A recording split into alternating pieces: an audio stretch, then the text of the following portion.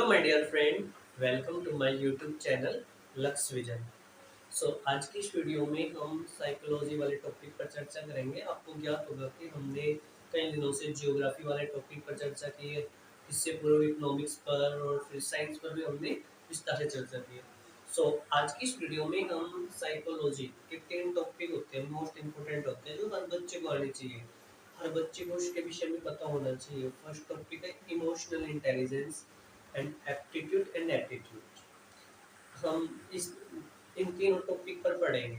आज की जो वीडियो में हम इमोशनल इंटेलिजेंस वाले टॉपिक पर चर्चा करेंगे, ठीक है। और आगामी वीडियो में हम एप्टीट्यूड और एटीट्यूड पर हम बात करेंगे। सो टॉपिक को स्टार्ट करने से पहले एक बार हम जो विषय है, जो सब्जेक्ट है, इसके बारे में थोड़ा सा पढ़ लेते हैं। मनोवैज्ञानिक साइकोलॉजी अक्सर ये सभी बच्चों के लिए नया सब्जेक्ट माना जाता है। स्कूल में तो हमें इस तरह की बातें पढ़ाई नहीं जाती है, और स्कूल में इमोशनल इंटेलिजेंस का टॉपिक तो हर बच्चे को पढ़ा देना चाहिए, जो कि बहुत इंपॉर्टेंट है। स्कूल और कॉलेज इंस्टीट्यूट के लेवल पर ये इमोशनल इंटेलिजेंस लेवल्स हो गया, मोरल एजुकेशन हो गया, ये एक्सेट्रा जो भी चीजें है ना, ये हर स्कूलों में दे देनी चाहिए। लेकिन आमतौर पर अधिकांश स्कूलों में ये इस प्रकार की शिक्षा नहीं दी जाती है। सिर्फ किताबी पढ़ाई शिक्षा दी जाती है, ठीक है। जो बच्चे के लिए क्या गलत है, क्या सही है, टीनेज में जो भी उसमें चेंजिंग होते हैं, उसको कैसे बैलेंस करें, इस तरह की बात पर नहीं तो घर पर चर्चा होती है, नहीं स्कूल में चर्चा होती है। जब कोई बच्चा इमोरल वर्क कर बैठता है, तो फिर स्कूल वाले भी, समाज भी उसको समझाने लगते हैं। करने से उसको इमोरल वर्क करने से पहले उसको कोई नहीं समझाता है, उसके बाद सब ज्ञान देने आ जाते हैं। तो ये हमारे इंडिया का कह सकते हो आप एजुकेशन सिस्टम में कुछ ना कुछ तो कमी है ये। सबसे पहले हम समझे कि साइकोलॉजी एक शब्द होता है।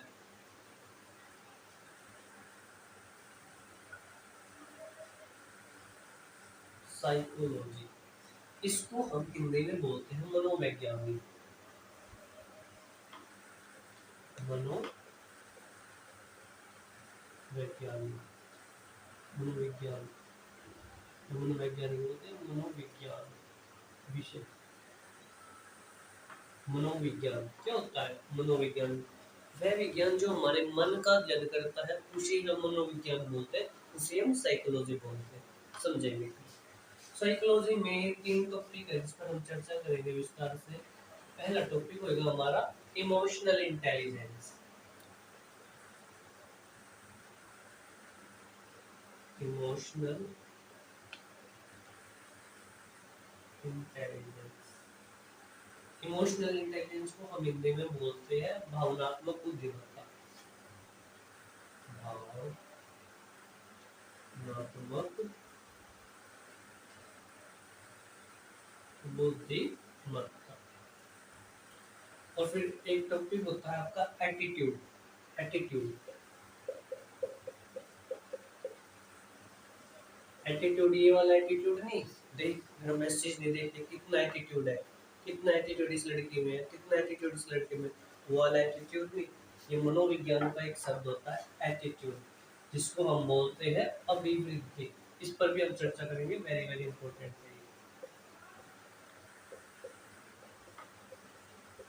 और एक होता है आपका एप्टीट्यूड। क्या होता है?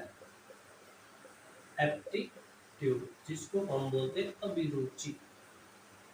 अभिरुचि।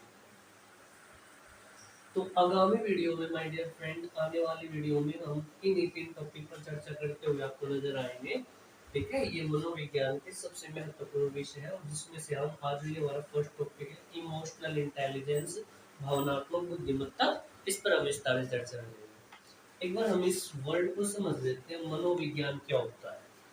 मनोविज्ञान, देखो मनो, मन का मतलब मन, विज्ञान वह विज्ञान जो मन के बारे में स्टडी करता है, उसे हम बोलते हैं मनोविज्ञान।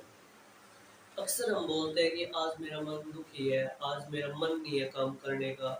किसी लड़के, आई मीन जब फर्स्ट ईयर में लड़का लड़के होते हैं तो ये कहते हैं कि हमारा तो दिल टूट गया, वो हो गया। आखिर ये दिल, आखिर ये मन होता क्या, क्या ये यहाँ होता है? अक्सर हम और आप लोग बोलते हैं कि दिल हो चाहे मन हो, वो यहाँ पर होता है। लेकिन साइंस में याद रखना माय डियर फ्रेंड, ये वास्तव में याद रखना कि जो मन होता है वो यहाँ नहीं होता है। मन कहाँ होता है? हमारे दिमाग का जो राइट वाला हेमिस्फीयर है ना, इसको मन बोलते हैं, ठीक है। अगर हमें किसी के प्रति हमारे इमोशंस जागते हैं, ठीक है, किसी के प्रति कोई भी ईर्ष्या की भावना आती है, वो इसी वाले मन से आती है, जो कि राइट हेमिस्फीयर वाला होता है। और हमारे ब्रेन का जो लेफ्ट हेमिस्फीयर होता है, वो मैथ्स के लिए होता है, लॉजिकल रीजनिंग इनके लिए होता है। ठीक है, जैसे कि आपने पढ़ा होगा कि जो हमारा मस्तिष्क होता है उसके दो स्पेयर होते हैं, एक लेफ्ट वाला होता है और एक राइट वाला होता है। जो राइट वाला होता है वो आपके मन के लिए रिस्पॉन्सिबल होता है। आपके अंदर किसी के प्रति कोई भी लगाव होता है, किसी के प्रति जीलियस की भावना होती है, किसी के प्रति क्रोध की भावना होती है, एक्सेट्रा जितने भी सारे इमोशंस होते हैं, ये हमारे दिमाग के राइट वाले हेमिस्फीयर से आते हैं। इसी को हम मन बोलते हैं। अक्सर जब लड़का लड़की बोलते हैं हमारा दिल टूट गया, अक्सर उनका यही मन टूटता है। दिल यहाँ नहीं होता है और दिल कभी भी टूटता नहीं है। इमोशंस हैवी हो जाते हैं, उसी को दिल टूटना बोलते हैं। आज की इस वीडियो में हम समझेंगे। तो सबसे पहले ये समझ लेना मन क्या होता है। अगर आपसे कोई बोले आज मेरा मन दुखी है, सुखी है, तो ये वाला मन नहीं होता है। मन हमारे दिमाग का left hemisphere sorry right hemisphere होता है, जो हमारे इमोशंस के लिए रिस्पॉन्सिबल होता है। तरह तरह के हमारे अंदर इमोशंस आते रहते हैं ना, वो इसी मन की वजह से होते हैं। बात समझ में आई? तो सबसे पहले हमें इस विषय का पता होना चाहिए मनोवैज्ञानिक, और इसमें हमारे लेफ्ट ब्रेन के बारे में स्टडी की जाती है साइकोलॉजी विषय में। अब आते हैं हम अपने टॉपिक पर। चलिए, फर्स्ट टॉपिक हमारा इमोशनल इंटेलिजेंस। ईआई भी इसको बोलते हैं, अक्षर हम ईआई।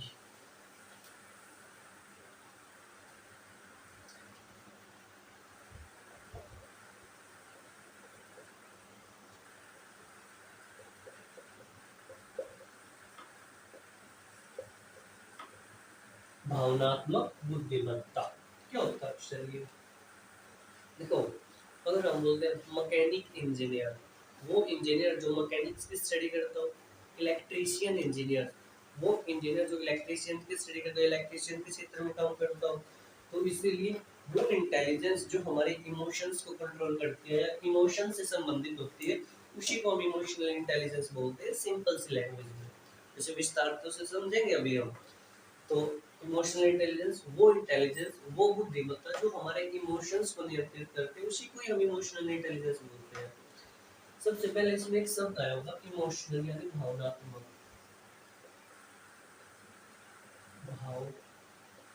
भावनात्मक, ठीक है, इसको हम भावना बोलते हैं। इमोशन, आखिर इमोशन होता क्या है? भावनात्मक जो है भावना से लिया हुआ। सबसे पहली बात तो इमोशंस क्या होते हैं, भावना क्या होती है। देखो, कोई भी वो चीज जिसको देखकर या जिसको सुनकर हमारे अंदर से जो भी फीलिंग जनरेट होती है, दैट इज कॉल्ड इमोशंस। समझिए, किसी भी चीज को देखकर सुनकर जो हमारे अंदर से जो फीलिंग जनरेट होती है किसी के भी प्रति, उसको हम बोलते हैं इमोशन। पहली बात तो ये कि भावना इमोशंस क्या होती है, हमारे अंदर से जो फीलिंग जनरेट होती है किसी को भी देखकर, जो फीलिंग जनरेट होती है, दैट इज कॉल्ड इमोशंस। हमारे बॉडी के अंदर कम से कम 43 टाइप्स के इमोशंस आते रहते हैं, जो कि नेचुरल है। जैसे पापा ने आपको डांट दिया, तो आपके मन में पापा के प्रति गुस्सा आया, तो ये भी क्या आपका इमोशंस है। ठीक है, अंदर से कोई भी फीलिंग आई, किसी ने जोक छुड़ाया, आप बहुत ज्यादा हंसे, गदगदाए, वो भी इमोशंस है। किसी ने आपको कुछ ऐसी बातें बोल दी जो आपको बहुत बुरी लगी हो, ठीक है, और आप सैड हो गए हो, दुखी हो गए हो, तो वो भी इमोशंस है। किसी के प्रति लगाव हो गया हो, किसी के चेहरे से, किसी की अदाएं देखकर, किसी की हंसी देखकर किसी के प्रति अट्रैक्टिव हो गए हो, दीवाने हो गए हो, वो भी एक इमोशंस है।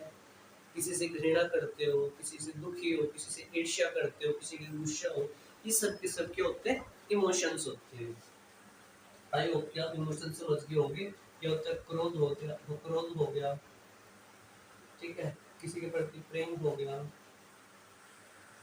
घृणा हो गई, ईर्ष्या हो गई, किसी के प्रति समानुभूति होगी, इम्पैथी होगी। इम्पैथी, समानुभूति बोलते हैं इसको हम। सिंपैथी होगी। इम्पैथी और सिंपैथी पर मैं एक अलग से वीडियो बना दूंगा, क्योंकि ये दो मोस्ट इम्पोर्टेंट टॉपिक, दो इंपॉर्टेंट टर्म है और जिसके विषय में हम डिटेल से पढ़ेंगे। ठीक है, ये सभी के सभी क्या होते हैं, इमोशंस। आप समझ गए इमोशंस क्या होते हैं?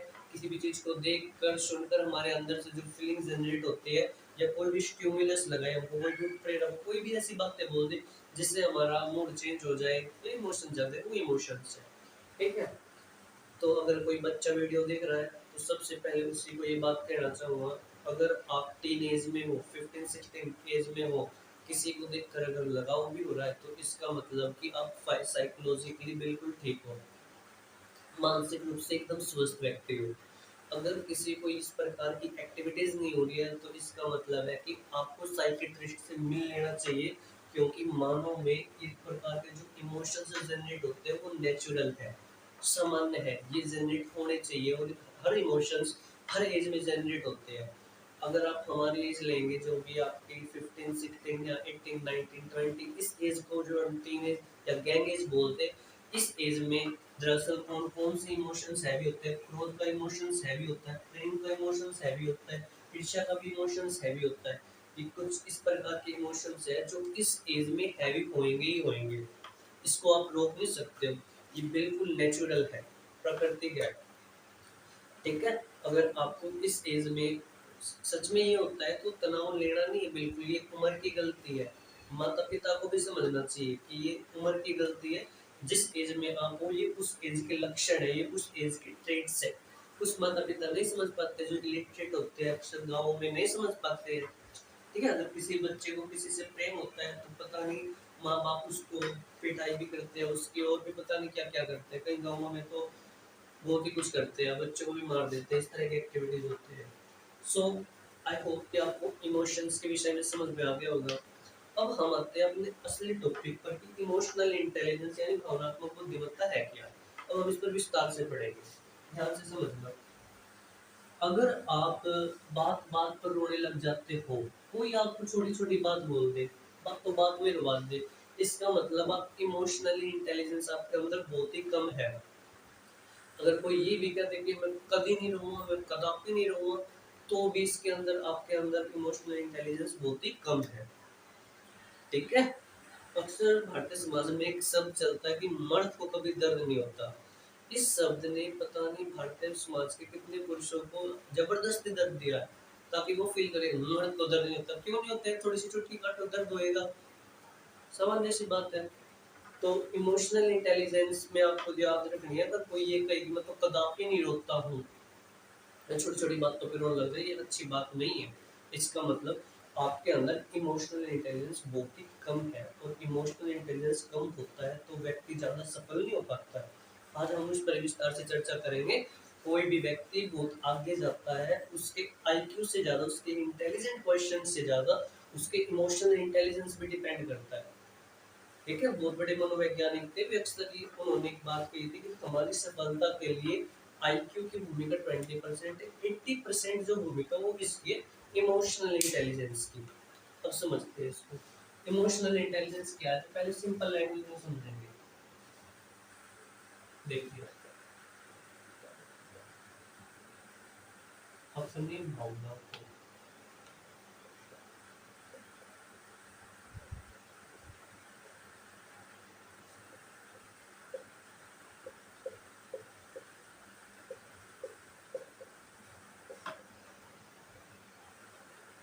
दूसरे की भावना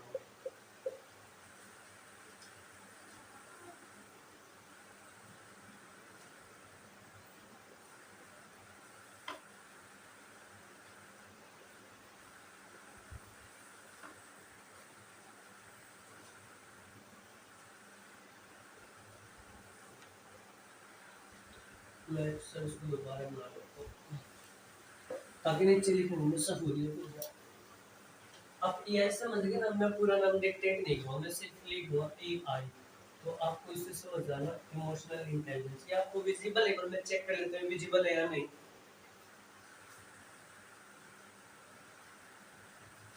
yes my dear friend, everything is visible. देखो AI क्या होता है, तो सिंपल से अपनी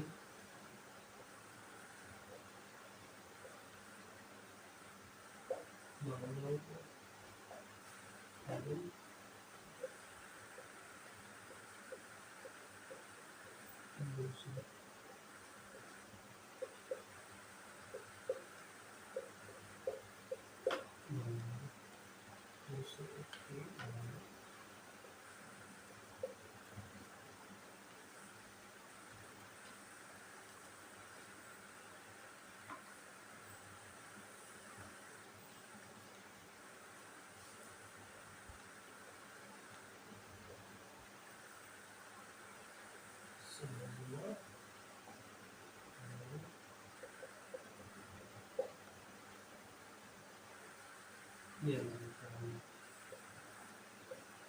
समझना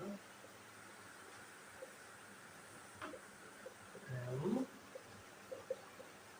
नियंत्रित करना।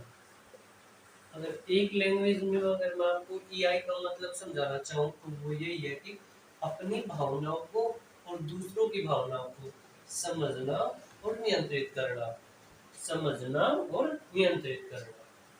बात क्लियर? इसे इमोशनल इंटेलिजेंस बोलते हैं। जैसे सबसे पहले तो अपने इमोशंस को, अपनी भावनाओं को समझो कि आपका दोस्त है, आप उससे कॉम्पिटिट कर रहे हो या उससे ईर्ष्या कर रहे हो। ईर्ष्या और प्रतिस्पर्धा में अंतर समझिए। अगर आपका कोई भी मित्र हो, माय डियर फ्रेंड, कोई भी फ्रेंड हो, अगर आपसे थोड़ा सा आगे निकल जाता है ना, तो आपके मन में, आपके अंदर ईर्ष्या का भाव आएगा ही आएगा। ये नेचुरल है, इमोशंस है। तो कभी कभी हम उस ईर्ष्या और प्रतिस्पर्धा, और हम उससे ईर्ष्या करने के लिए हम उससे ईर्ष्या करते हैं, ठीक है, और वो आगे निकल गया तो उससे हम कॉम्पिटिटिव करते हैं। तो कभी कभी हम अपने प्रतिस्पर्धा और ईर्ष्या के बीच में अंतर ही नहीं कर पाते, अक्सर ही होता है। तो सबसे पहले है कि अपनी भावनाओं को समझो, अपने इमोशंस को समझना। अगर आपको क्रोध आ रहा है तो किस वजह से आ रहा है? क्या वो गुस्से से आ रहा है? अगर गुस्से से आ रहा है तो आपको गुस्सा क्यों आया, इसको ऑब्जर्व करना होता है हमको, ठीक है। अगर क्रोध क्या है, क्रोध क्यों आया? किसी को तो क्रोध इसलिए आता है कि जिस लड़की से वो प्रेम करता था वो लड़की किसी दूसरे लड़के के साथ थी, इस वजह से भी क्रोध आता है। तो सबसे पहले है कि अपनी भावनाओं को समझो, गुस्से को। जैसे कि आपको किसी के साथ आपको दोस्ती हुई तो आपके मन में डाउट आ सकता है कि ये दोस्ती है या प्रेम है, हो सकता है। अक्सर लड़के और लड़की के बीच में दोस्ती और प्रेम की जो रेखा होती है बहुत ही धुंधली होती है, पता नहीं लगता कब दोस्ती प्रेम में तब्दील हो जाए। अक्सर ये केस होता है, लड़का और लड़की दोस्त है, वे कहेंगे फ्रेंडशिप है, लेकिन कुछ लड़के लड़की की वजह से इमोशन जागेंगे तो कभी कभी वो प्रेम में भी तब्दील हो जाते हैं।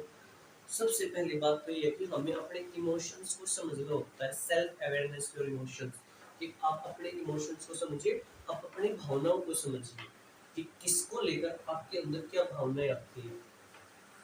पहली बात तो ये है, ठीक है। अक्सर टीन एज में, 18-20 साल की एज में माता पिता जो होते हैं अपने बच्चों पर अत्यधिक नियंत्रित करना चाहते हैं। और इस एज में जो बच्चे होते हैं उनको लगता है कि हमारे माता पिता ही हमारी स्वतंत्रता को बाधित कर रहे हैं। इसीलिए इस एज में बच्चों के मन में अपने माता पिता के प्रति क्रोध की भावना आना बहुत ही स्वाभाविक है, बहुत ही इमोशन, बहुत ही नेचुरल बात है। अपने इमोशंस को समझना है कि ये दोस्ती है या प्रेम है, ठीक है। इनको हमें समझना होता है भैया कि हमको ये हिंसा क्यों, इसके प्रति हम हिंसात्मक क्यों क्यों कर रहे हैं, इस प्रकार की बातें। किसी से अपने इमोशन को समझना, उसको समझने के बाद उसको कंट्रोल करना। जैसे कि गुस्सा आ रहा है आपको, गुस्सा आना स्वाभाविक है। अब उसको कंट्रोल किया जा सकता है कि अगर आपको गुस्सा कंट्रोल करना आना चाहिए कि आपको कितनी तीव्रता के साथ गुस्सा करना है, कितनी इंटेंसिटी के साथ गुस्सा करना है। जैसे अगर आपसे कोई झूठ बोल दे, गुस्सा आना स्वाभाविक है, लेकिन ये नहीं है कि आप गुस्से में उसके हाथ पैर तोड़ दो, नहीं ना।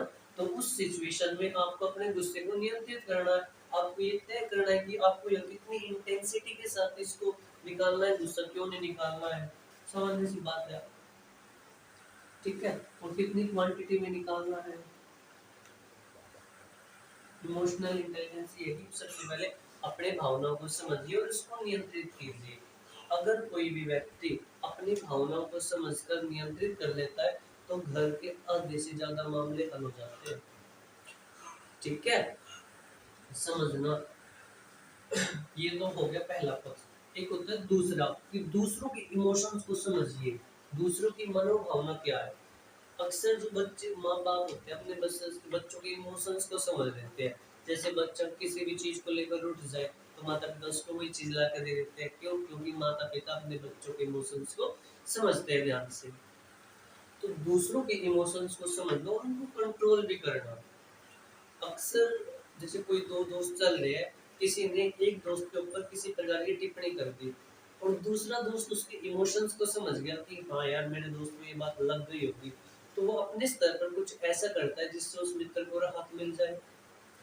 तो दूसरों की भावनाओं को समझना, दूसरों को भी रेगुलेट करना, ये भी इमोशनल इंटेलिजेंस होते हैं और ये सबके बस की बात नहीं होती है। दूसरों की भावनाओं को समझना और कंट्रोल करना खाला जी का घर नहीं है। अब हम अनुमान लगाइए क्यों बड़े बड़े आईएएस आईपीएस ऑफिसर, बड़े बड़े इंडस्ट्रियलिस्ट, बहुत ही बड़े सक्सेसफुल पीपल्स देखते देखते रह गए और एक चाय बनने वाला पीएम बन गया, प्राइम मिनिस्टर बन गया। तो प्राइम मिनिस्टर जो हमारे नरेंद्र मोदी है, हमारे नरेंद्र मोदी है, उनके अंदर ये भावना है, ये फैक्ट्स है। भावना की मतलब कि उसके अंदर दूसरों के इमोशंस को समझना और रेगुलेट करना आना चाहिए। अक्सर इस दुनिया में वही सक्सेसफुल पीपल्स होता है। कितने भी पॉलिटिकल लीडर्स को देख लेना, उनके अंदर ये गुण पाएगा ही पाएगा और दूसरों के इमोशंस को समझते हैं फिर उनको कंट्रोल करते हैं। हर लीडर्स को या हर सक्सेसफुल पीपल्स को ये पता होता है कि हमको दूसरों के इमोशंस को कैसे कंट्रोल करना है। बात समझ में आई?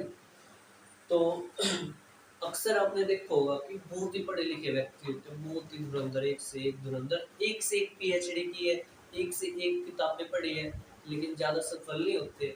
और एक अक्सर वे बंदे होते हैं जो सिंपल सी ग्रेजुएशन करते हैं और लाइफ में बहुत बड़ा धमाल कर जाते हैं। उनके अंदर ये गुण होता है भाई, दूसरों के इमोशंस को समझना और उनको कंट्रोल करना। ये सबसे सक्सेसफुल पीपल में ये सबसे बड़ी चीज है। अगर आप बड़े ऑफिसर है, कोई भी बड़ा ऑफिसर से अपने स्टाफ के इमोशंस को समझता है और उसको कंट्रोल करता है। अक्सर मैंने एक मूवी में देखा था, एक आईपीएस ऑफिसर थे, वे उन्होंने अपने एक सिपाही कांस्टेबल के इमोशंस को समझा क्योंकि उसको लगा कि इसके घर में आज कोई ना कोई बीमार है। तो उस आईपीएस ऑफिसर ने खुद ही उसको बोल दिया कि आप अपने एक सप्ताह के लिए छुट्टी लीजिए। छुट्टी करने के लिए वो समझ गया था, उसके इमोशंस को समझ के उसने उसको छुट्टी दी है। ठीक है, इसीलिए जब भी आप अपने स्टाफ के लिए उसके इमोशंस को समझते हो, उसको रेगुलेट करते हो, तो फिर वो स्टाफ भी आपके लिए जान देने के लिए तत्पर होता है। समझ में आई बात? तो एक लाइन में मैं कहूँ कि ईआई का मतलब क्या होता है? अपनी भावनाओं को समझना और दूसरों की भावनाओं को समझना और उनको नियंत्रित करना ही क्या कहलाता है? आपका इमोशनल इंटेलिजेंस कहलाता है। अगर हम दूसरों के इमोशंस को समझ लेते हैं, अगर सच बताऊं, अगर किसी भी चीज में कलह हो ना, कलेश हो, अगर दो बंदों के बीच में संवाद हो जाए, बातचीत हो जाए, आधे से ज्यादा समस्या का समाधान हो जाता है। अक्सर एक शायर ने बड़ी अच्छी बात कही है कि अगर वो समझ ले हमसे, आई होप कि आपको ये इमोशनल इंटेलिजेंस समझ में आया होगा। ठीक है, चलिए इसके संदर्भ में एक शायर ने बहुत बड़ी बात कही है कि अगर वो पूछ ले हमसे कि क्या गम है, तो फिर क्या गम है अगर वो पूछ ले हमसे। अगर वो पूछ ले हमसे कि किस बात का गम है, फिर किस बात का गम है अगर वो पूछ ले हमसे। ये इमोशनल इंटेलिजेंस के ऊपर बात कही है। अगर किसी दो बंदों के बीच में मिसअंडरस्टैंडिंग हुई है तो एक बार कम्युनिकेट कर ले, एक बार वो पूछ ले हमसे क्या गम है, फिर किस बात का गम रह जाएगा अगर वो पूछ ले हमसे, कोई गम नहीं रहेगा। अक्सर मामले बातचीत से सुधरते हैं। ठीक है, मुझे लगता है कि आपको ये शब्दावली समझ में आई होगी। अब हम इसके थोड़े से बैकग्राउंड पर बात करेंगे, इसकी हिस्ट्री पर भी बात करेंगे।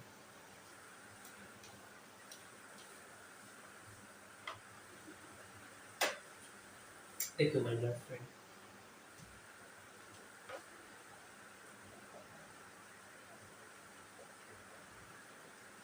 इमोशनल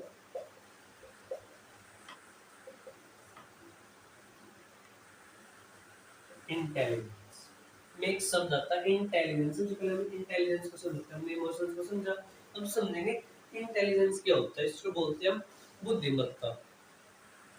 आज से कई करोड़ों वर्ष पूर्व इस दुनिया पर बहुत सारी प्रजातियां थी, लगभग 1 ट्रिलियन प्रजातियां थी। उन 1 ट्रिलियन प्रजातियों के बीच में आपसी संघर्ष हुआ, आपसी स्ट्रगल हुआ कि इस दुनिया पर कौन राज करेगा, किसका प्रभुत्व होएगा, कौन इस दुनिया को चलाएगा। इसको लेकर विवाद हुआ था। तो उस समय में बहुत सारे जीव थे, एक दूसरे को मारते रहे, अपना प्रभुत्व जमाते रहे। डायनासोर का एक युग था। तो उसमें एक शब्द आया कि क्या मसल पावर इसके लिए इम्पोर्टेंट है, क्या हमें मसल्स पावर चाहिए, क्या हमको मसल्स पावर चाहिए इस पूरी दुनिया पर राज करने के लिए। अगर मसल्स पावर चाहिए होती है तो हाथी हो गया, हाथी से भी बड़े जीव हो गए, डायनासोर वगैरह हो गए, इनके पास तो बहुत ज्यादा मसल्स है, इसीलिए इन्हीं को इस दुनिया पर राज करना चाहिए। तो फिर ये देखा गया कि नहीं, मसल्स पावर इतनी इम्पोर्टेंट नहीं है। दूसरी एक चीज हमने देखी गई कि क्या इस दुनिया पर राज करने के लिए एक चीज होती है जिसको हम बोलते हैं इंटेलिजेंस। इंटेलिजेंस जो कि किसमें है, होमोसेपियंस में है, होमोसेपियंस में, मानव में है। इंटेलिजेंस मतलब जो कम्युनिकेट कर सकता है, ठीक है, अपने इमोशंस को समझ सकता है, ठीक है, दूसरों को रेगुलेट कर सकता है, वो इंटेलिजेंस की हेल्प से किसी भी चीज की अंडरस्टैंडिंग होती है, किसी भी चीज को सही से समझ सकता है, उसको एनालिसिस कर सकता है। इतनी जो सारी क्वालिटी थी वो होमोसेपियंस के अंतर्गत अंतर थी, और किसी भी जीव के अंदर नहीं थी। कहा गया कि जिसके अंदर भी सारी इंटेलिजेंस रहेगी वो इस दुनिया पर राज कर पाएगा, और वो मानव ही है जिसके अंदर सारी चीजें ही है। बात समझ में? ठीक है। तो होमोसेपियंस के पास क्या है, एक ऐसी चीज है जो कि मसल्स पावर से भी ज्यादा है। होमोसेपियंस मतलब कि हम मनुष्य का ही नाम है साइंटिफिक नेम। होमोसेपियंस के पास अदर ऑर्गेनिज्म से ज्यादा क्या है, ज्यादा इंटेलिजेंस है, जिसके बलबूते पर हम और आप पृथ्वी पर राज करे हुए हैं। इतनी बात समझना कि इंटेलिजेंस का मतलब क्या होता है, ठीक है। तो देखो इंटेलिजेंस क्या होता है, इंटेलिजेंस का मतलब क्या होता है, ध्यान से समझते हैं पहले तो।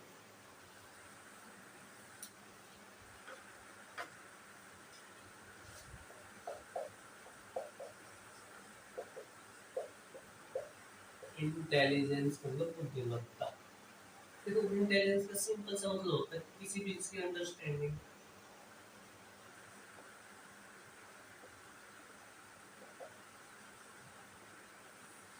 ठीक है, किसी भी चीज की अंडरस्टैंडिंग हो गया। अंडरस्टैंडिंग मतलब समझना किसी भी चीज को, एनालिसिस करना, एनालिसिस करना, विश्लेषण करना किसी भी चीज का। कोई भी आपको चीज दे दिया जाए, कोई भी टॉपिक दे दिया जाए, आप उसको कितनी बारीक तरीके से देखते हो, कितने टॉपिक को टुकड़ों में कर कर कर देखते हो, उसके पॉजिटिव नेगेटिव पॉइंट को देखते हो, फिर उसका कंक्लूजन निकालते हो, उसको बोलते हैं हम एनालिसिस। किसी भी चीज को कॉम्प्रिहेंड करना, कॉम्प्रिहेंड का मतलब बोध गम्यता होता है, क्या होता है, बोध गम्यता मतलब किसी भी सिचुएशंस को, जैसे कि कॉम्प्रिहेंशन हम पढ़ते हैं, कॉम्प्रिहेंशन पढ़ लिया, पहला पढ़ लिया, उस कॉम्प्रिहेंशन को पढ़ने के बाद अपने दिमाग में उसके स्टोरी को चलाना, उसके आंसर सोल्व करना, उसको बोलते हैं कॉम्प्रिहेंड।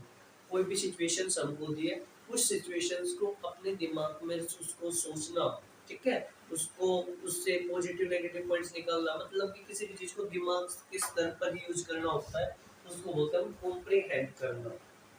समझे, कोई भी सिचुएशन दिया, आप उस सिचुएशंस को अपने दिमाग के स्तर पर यूज कर सोल्व करने का प्रयास कर रहे हो, उसको कॉम्प्रिहेंड बोलते हैं। और एक सबसे अच्छे जो गुण होता है जो इंटेलिजेंस में, वो होता है एब्स्ट्रैक्शन का। एब्स्ट्रैक्शंस का ये मानव में सबसे अच्छा गुण होता है, किसी भी प्रजाति में नामात्र के बराबर पाया जाता है। एब्स्ट्रैक्शन, एब्स्ट्रैक्शन का मतलब है अमूर्तीकरण। क्या होता है, अमूर्तीकरण मतलब क्या होता है इसका, देखो दो शब्द होते हैं हमारे डिफरेंट, एक तो होता है मूर्त और एक होता है अमूर्त।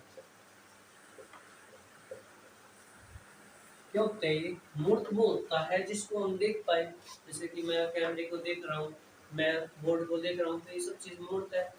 एक होता है अमूर्त, जिसको देखा ही ना जा सके। हम बोलते हैं बेटा बड़ों का आदर करना चाहिए, क्या आदर आज इनको हम तक दिखा है? नहीं दिखा, सामान्य सी बात है। बेटा डिसिप्लिन में रहना चाहिए, डिसिप्लिन आज तक हमें दिखा नहीं दिखा। सारी की सारी चीजें कही अमूर्त है। ठीक है, जो समाज में जो नैतिक मूल्य होते हैं, जैसे कि समझदार हो गया, अनुशासन में रहना हो गया, ऑनेस्टी ईमानदारी हो गई, आदर करना हो गया, बड़ों की रिस्पेक्ट करना हो गया, ये जितने भी नैतिक मूल्य होते हैं जो समाज के द्वारा प्रतिष्ठित है, सब के सब मूर्त होते हैं, अमूर्त होते हैं, कोई रूप नहीं होता इनका। इनको रूप देने के लिए इनको रूप देने के लिए हमारा समाज जो होता है कुछ रीति रिवाज चलाता है, कुछ कस्टम चलाता है, ताकि उनको मूर्त रूप मिल सके। जैसे कोई बड़े आ जाते हैं हमारे घर पर, तो बाप कहता है कि बेटा चलो छोटू चिंटू बड़े आए हैं, बड़ों के नमस्ते करो, चेक करो उसको, चेक करो, ऐसे बोलते हैं। जो छोटा बच्चा होता है ना, तो उसको बोलते हैं बेटा पैर छू, वो अपने पैर छू लेता है। फिर पापा बोलते हैं नहीं बेटा पापा के पैर छू दे, तो फिर पैर छूता है। फिर दोबारा कोई आता है तो बोलता चिंटू, चिंटू को समझ जाता है कि अब ये फिर से पैर छुआएंगे, वो फिर से पैर छूता है। फिर कहता है कि चिंटू, वो फिर से पैर छूता है। फिर घर पर कोई आता है तो चिंटू घर के दरवाजे पर ही खड़े रहता है, फिर दोनों पैर छू लेता है। तो इस सोशलाइजेशन के प्रोसेस में हम अपने बच्चों को नैतिक मूल्य सिखाते हैं। उन नैतिक मूल्य को सिखाने का कार्य हमारा समाज भी करता है, उसको हम बोलते हैं सोशलाइजेशन। इस समाजीकरण की प्रक्रिया में ये आवश्यक नहीं होता है कि बच्चे सिर्फ अच्छे गुणों को ही धारण करे, वो गंदी चीज को भी धारण करते हैं। उसके लिए पेरेंट्स उसको नियंत्रित करते हैं, पेरेंट्स या समाज उसको कंट्रोल भी करने का कार्य करता है। एब्स्ट्रैक्शन का यहाँ पर मतलब क्या होता है, देखो ध्यान से देखो। एब्स्ट्रैक्शन का मतलब होता है अमूर्तीकरण। कोई चीज हमने देखी नहीं है फिर भी हम उसको अपने दिमाग में सोच पाए, उसका मतलब होता है अमूर्तीकरण। बचपन से ही हमारी मम्मियाँ, हमारे पापा, हमारे दादा दादी हमको ये डराते थे कि बेटा जल्दी सो जाओ, नहीं तो रात को एक पोको आएगी, एक राक्षस आएगा वो तुमको खा जाएगा। आज तक हमने उस राक्षस को पोको को देखा तक नहीं है, फिर भी हमारा दिमाग होता है एक इमेज बना लेता है उस चीज की। तो जिस चीज को हमने आज तक देखा नहीं है उसकी एक इमेज धारण कर लेना ही क्या कहलाता है, अमूर्तीकरण कहलाता है। ये जो सिर्फ और सिर्फ ह्यूमन के लेवल पर ही हो सकता है। और एक लास्ट क्या होता है, प्रॉब्लम सॉल्विंग। प्रॉब्लम, कोई भी हमको प्रॉब्लम दे दी जाए, जो इंटेलिजेंस के लेवल पर हम उसको क्या करते हैं, सोल्व करने का प्रयास करते हैं। ये इतनी सारी चीजें अगर किसी व्यक्ति के अंदर होती है तो हम बोलते हैं कि भाई उसका तो आईक्यू बहुत ही शानदार है, जिसको हम बोलते हैं इंटेलिजेंट क्वेश्चन। ठीक है, अगर किसी भी व्यक्ति का जो आईक्यू होता है अगर वो 90 से 110 के बीच में है, तो इसका मतलब उसके एवरेज आईक्यू है। ठीक है, अगर 90 से कम होता है तो वो थोड़ा सा निम्न लेवल का माना जाता है, और 90 से 110 एवरेज आईक्यू माना जाता है। ठीक है, और जो बड़े बड़े फिलोसफर्स होते हैं, बड़े बड़े जो सक्सेसफुल पीपल हो सकते हैं, उनका आईक्यू थोड़ा सा ज़्यादा होगा, obvious सी बात है। आई होप कि आपको इंटेलिजेंस शब्द का मतलब समझ में आ गया होगा। ये सारी चीजें मिलकर इंटेलिजेंस को डिफाइन करती है। ठीक है, अब हम समझते हैं कि इंटेलिजेंस किस में होती है। मानव में तो होती ही होती है, मानव के अलावा किस में होती है।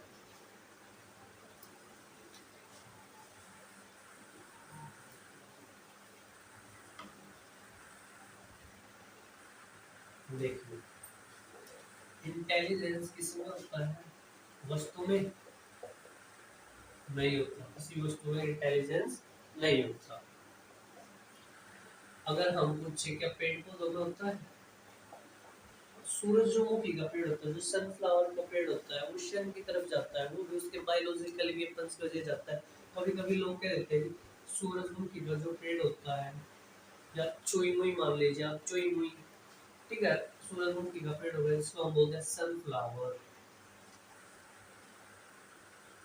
ठीक है, इसको हम मानते हैं कि इसमें थोड़ी बहुत इंटेलिजेंस लेयर होता है, लेकिन महीना मात्र का होता है, क्योंकि उसकी बायोलॉजिकली चीज होती है। अब अगर हम मान लें जो बंदर होता है, इंटेलिजेंस बंदरों में अच्छा खासा पाया जाता है, कुत्तों में, यहाँ तक कि कुत्तों में भी पाया जाता है। बताओ कैसे, पैरट्स में भी पाया जाता है। कबूतर आ आ आ, कबूतर जा जा जा, प्राचीन समय में संदेश वाहक के रूप में होता था नहीं कबूतर, तो इसमें भी कहीं ना कहीं इंटेलिजेंस का रोल देखा गया है। देखो कुत्तों में क्या होता है, डॉग्स में क्या होता है, इनमें भी थोड़ा बहुत इंटेलिजेंस लेवल्स पाया जाता है। जैसे कि अगर आप कहीं पर स्ट्रीट पर जाओगे ना, गलियों में जाओगे, अब गलियों में ना ऐसे ही हाथ उठा के ऐसे कर देना, कुत्ते को लगेगा कि हाँ भाई पत्थर दिया, तुरंत वो उससे दूर भाग लेता है। ठीक है, तो कुत्तों में भी कहीं ना कहीं इंटेलिजेंस की मात्रा दिखी जाती है। अगर आप सुबह सैर करने जाते हो, किसी एक कुत्ते को रोटी दे दो, अगले दिन वो कुत्ता आपके पास ही आएगा रोटी देने के लिए। सामान्य सी बात है। अगर आप एक कुत्ते से ज़्यादा प्रेम करते हो तो वो कुत्ता आपके पास जाएगा, तो हम कह सकते हैं कि वो भी चीज़ों को समझता है, तो उसमें भी थोड़ी बहुत इंटेलिजेंस लेवल देखा जाता है। बंदरों में भी अक्सर यही पाया जाता है। अगर आप किसी एक बंदर को केला खिला दोगे, ठीक है, तो वो आपकी तरफ अट्रैक्ट होने लगेगा। अक्सर सर्कस वगैरह के बंदर जो होते हैं वो अपने मालिक की तरफ इसलिए आ जाता है जब खेल दिखाने वाला होता है। तो हम कह सकते हैं कि इनमें भी कुछ ना कुछ इंटेलिजेंस पाया जाता है। और आपको ज्ञात होगा, हम एक कंपनी है बच्चों, न्यूरोलिंक। न्यूरोलिंक जो कंपनी है, ये बंदरों के स्तर पर जो छोटे बंदर होते हैं उन पर स्टडीज करते हैं, और उन बंदरों में इस बात की इन्वेस्टिगेशन, इस बात की जांच की जाती है कि इनके इंटेलिजेंस लेवल्स को हम कहाँ तक इम्प्रूवमेंट कर सकते हैं। आज की तारीख में my dear friend, United State of America की कंपनीज में जो बंदरों के स्तर पर इंटेलिजेंस लेवल्स को बढ़ा दिया गया है। एक चिप होती है, उस चिप को उन बंदरों के अंदर डालेंगे तो वैसे ही वो ह्यूमन की तरह रिएक्ट करने लग जाते हैं। आज का जो बंदर है वो 8th क्लास तक के सब उसको इजीली सॉल्व कर पा रहा है। न्यूरोलिंक कंपनी वजह है जो कि इस पर काम करती है। ठीक है, न्यूरोलिंक एक कंपनी है। बंदरों के न्यूरॉन को इस तरह से डिजाइन किया गया है ताकि वो ह्यूमन की तरह ही सोच सके। समझ में आई बात? हाँ या ना? और तो मानव में तो पाई जाती इंटेलिजेंस। ठीक है, चलिए, ये हमने इंटेलिजेंस के विषय में थोड़ा सा पढ़ा। अब विभिन्न प्रकार डिफरेंट मनोवैज्ञानिक के विषय में हम पढ़ेंगे। अलग अलग मनोवैज्ञानिक आएंगे, अपनी कुछ परिभाषा बताएंगे इसी के संदर्भ में। अब हम भी पढ़ते हैं, और इस पर हमने दो साइंटिस्ट आएंगे। एक तो पीटर और सैगवान आएगा, सेलोवी और पीटर आएंगे, सेलोवी और पीटर पीटर आएंगे, और एक डैनियल गोलमैन आएगा। इन साइंटिस्टों के जो थ्योरी होते हैं इमोशनल इंटेलिजेंस के लेवल पर, यही जाने जाते हैं। अभी मैं आपको समझाने का प्रयास करता हूँ। आई होप कि आपको इंटेलिजेंस तक समझ में आ गई होगी बातें। अब हम समझेंगे माय डियर फ्रेंड, क्या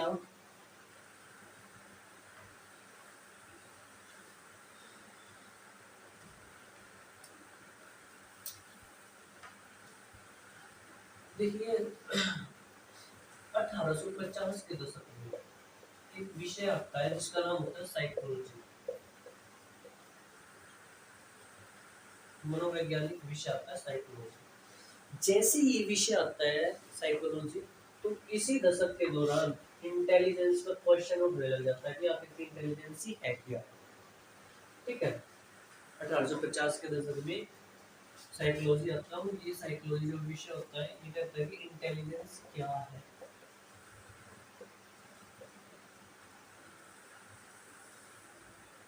ठीक है, एक साइंटिस्ट, एक बहुत ही बड़े मनोवैज्ञानिक हुए जिसका नाम है अल्फ्रेड बिनेट। अल्फ्रेड बिनेट ने 1900 से लेकर 1910 के दशक में इंटेलिजेंस की डेफिनेशन दी है। इंटेलिजेंस की एक डेफिनेशन दी है हमारे सामने। क्या? कि किसी भी चीज को सोचना, समझना, किसी भी चीज को सोचना और समझना, सोचने और समझने के बाद निर्णय करना, डिसीजन लेना, निर्णय करना, इसी को बोलते हैं हम इंटेलिजेंस। क्या बोलते हैं इसी को हम? इंटेलिजेंस बोलते हैं। अल्फ्रेड बिनेट एक बहुत बड़े मनोवैज्ञानिक हुए हैं। उन्होंने कहा कि भाई 1900 उन्होंने कहा कि इंटेलिजेंस होते है किसी चीज को सोचना, समझना और डिसीजन लेना, यही इंटेलिजेंस है। ठीक है, यही इन्होंने क्या कहा, यही इंटेलिजेंस है। इन्होंने दरअसल एक यूनिफैक्टर डेफिनेशन दी है, यूनिफैक्टर डेफिनेशन जो सिर्फ एक ही सिद्धांत पर काम करती है।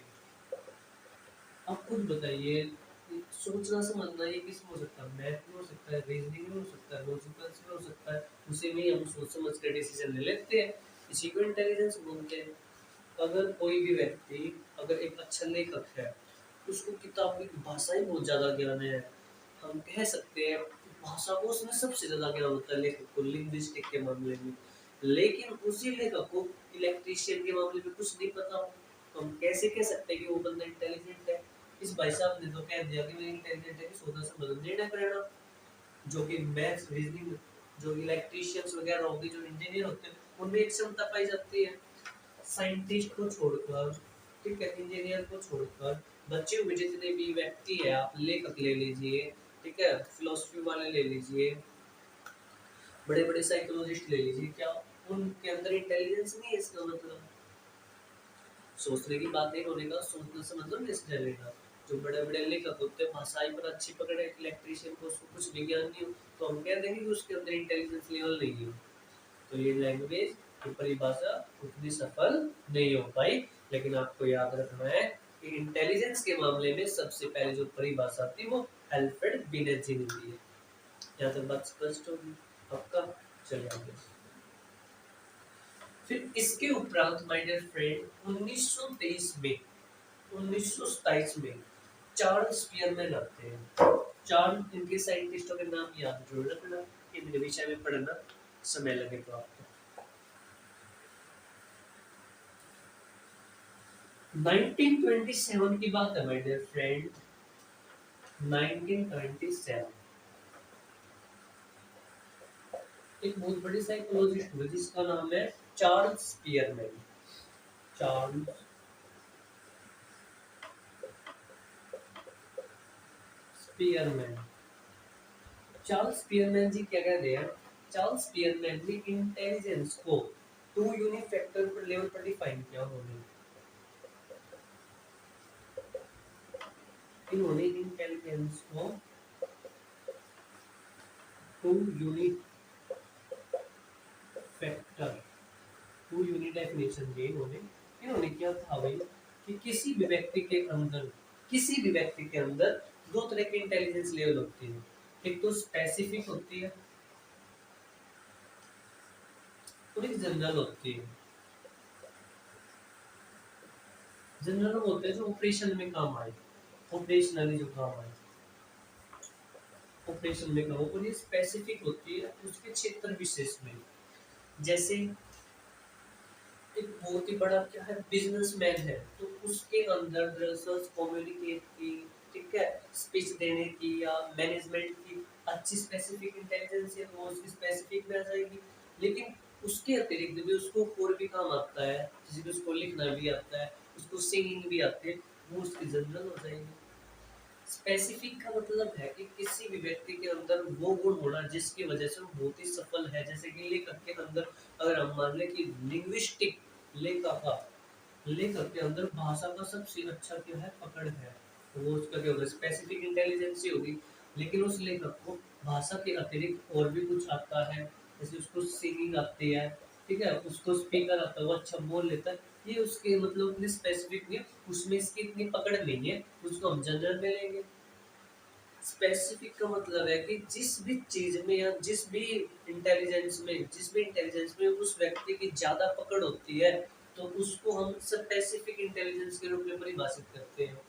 और स्पेसिफिक के अंतर्गत अतिरिक्त उसके अंदर और भी इंटेलिजेंस पाई जाती है जिससे वो कार्य कर लेता है, उसको हम जनरल में लेते हैं।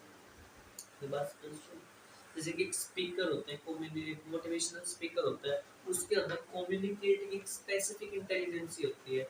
लेकिन क्या कम्युनिकेट की होती है? नहीं, उसका अतिरिक्त भी और होती है, लेकिन वो स्पेसिफिक नहीं है जितनी स्पेसिफिक मोटिवेशनल की है। तो इस भाई साहब ने, चार्ल्स पियरमैन ने बोला कि हर व्यक्ति के अंदर दो प्रकार की इंटेलिजेंस होती है, एक स्पेसिफिक वाली और एक जनरल वाली। स्पेसिफिक की उसमें की वजह से उसको ज्यादा सफलता और उसके अतिरिक्त भी वो ज्यादा रहती है। इसके बाद आते हैं आपके 1983 में गार्डनर साहब, गार्डनर साहब ने जो मल्टीपल थ्योरी ऑफ इंटेलिजेंस दी ना, वो सबसे ज्यादा प्रचलित है।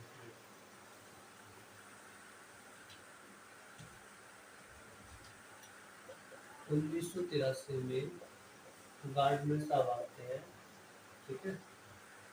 अंडर की आपको विजिबल है।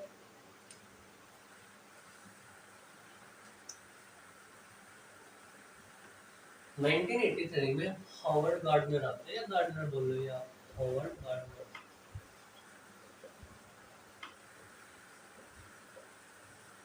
इन भाई साहब ने theory of multiple theory of intelligence दी है।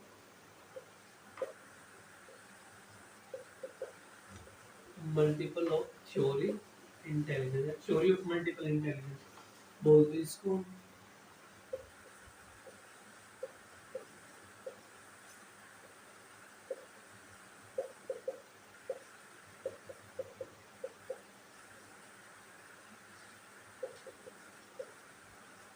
Theory of multiple intelligence. इन्होंने कहा किसी भी व्यक्ति के अंतर्गत, किसी भी व्यक्ति के अंतर्गत जो इंटेलिजेंस का जो लेवल होता है, 8 प्रकार की इंटेलिजेंस होते हैं, उनमें से एक प्रकार की इंटेलिजेंस हर व्यक्ति में पाई जाती है। अब मैं सभी को डिटेल कर देता हूँ, आप अपनी आवश्यकता अनुसार देखना आपकी कौन सी प्रकार की इंटेलिजेंस लेवल है, ठीक है भैया। पहले तो उन्होंने जो बताई है 8 प्रकार की इंटेलिजेंस इन्होंने इसके अंदर बताई है, 8 प्रकार, ठीक है। जो इन्होंने जो पहले बताई म्यूजिकल की, म्यूजिकल, जिसके अंदर म्यूजिकल की इंटेलिजेंस है, क्योंकि सब डांस ज्यादा करेगा, डांस अच्छा करेगा, थोड़े से धम धम होएगा, वहाँ पर इसके पैरों कीड़े लगेंगे, तो उसके अंदर म्यूजिकल की इंटेलिजेंस होती है, जो हर व्यक्ति के अंदर नहीं होती है। अक्सर जब छोटे बच्चे नाचते हैं उसको बोलते हैं माँ बाप भाई बहन, बोलते बेटा चल नाच नाच नाच, हर बच्चे को एक दो गाने पर अच्छा सा डांस आता है, जैसे ही गाना रुक पड़ा उसके पैर भी रुक गए, उसका मतलब है कि इसके अंदर म्यूजिकल की इंटेलिजेंस ही नहीं होता है।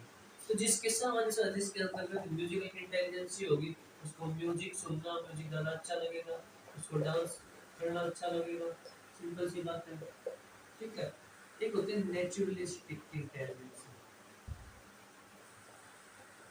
नेचुरलिस्टिक इंटेलिजेंस उसे बोलते हैं, आप अक्सर जंगल में जा रहे हो घूमने के लिए, ठीक है, और जो वहाँ के जो कर्मी होते हैं, वहाँ के जो लोग होते हैं, काम करने वाले होते हैं, वे दरअसल उसकी किसी भी पशु की फुटप्रिंट्स को देख कर ही बता देंगे कि इस स्थान से ये पशु अभी अभी गुजरा है।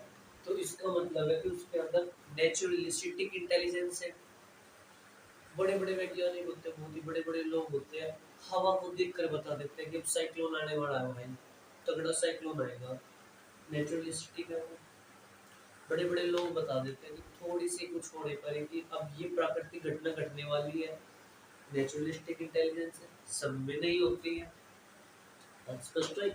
तो प्रकृति से संबंधित जो भी इंटेलिजेंस होती है उसको बोलते हैं नेचुरलिस्टिक, ठीक है। एक टाइप की होती है आपकी bodily kinesthetic, bodily kinesthetic, bodily kinesthetic में जैसे बॉडी को काइनेटिक करें, मतलब अपनी बॉडी को मूवमेंट कराए। बॉडीली काइनेस्थेटिक में जैसे कोई जिम करने वाला व्यक्ति होता है, वो कहता है जिस दिन जिम नहीं की ना उस दिन तो मजा ही नहीं आया, ठीक है। जिम वाला हो कोई भी हार्ड वर्क कर लेता है, इजीली से कर लेता है, मतलब बॉडी से बहुत ज्यादा हार्ड वर्क कर लेता है with the help of muscle, ठीक है। इस प्रकार की जो इंटेलिजेंस होती है वो बॉडीली काइनेस्थेटिक होती है, समझ में आई बात, ठीक है। एक होती है स्पेटियली, स्थानिक, स्थान की अच्छी जानकारी होती है, स्थानिक, जैसे हम जा रहे हैं इस स्थान से, अगर कोई व्यक्ति एक स्थान से गुजरा उसको वो स्थान हमेशा के लिए याद हो जाता है, उसके अंदर स्पेशल इंटेलिजेंस है, बात समझ में आई। जैसे कि आप कहीं पर घूमने गए हो, एक ही टाइम लो, एक बार में आपको सारा रास्ता याद हो गया, आपके अंदर स्पेशल इंटेलिजेंस है, अक्सर कोई व्यक्ति किसी भी स्थान से गुजरता है तो उसको वो रास्ता हमेशा के लिए याद हो जाता है, स्पेशली इंटेलिजेंस है।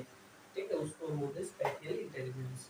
जब किसी व्यक्ति को हम बताते हैं, अगर वो कह रहा है कि भाई मुझे यहाँ जाना है, तो उसको हम बॉडी की लैंग्वेज, उसको हम अपने बातों से बताते हैं भाई इधर जा, इधर मुड़ना, इधर जाना, वो अच्छी इजीली करेक्ट कर पाता है। तो उसके अंदर कौन सी इंटेलिजेंस, स्पेशली इंटेलिजेंस है। तो ये बात समझ में आई। ठीक है, 4 हो गई, अब 2 और देखेंगे। इसको रफ कर देते हैं।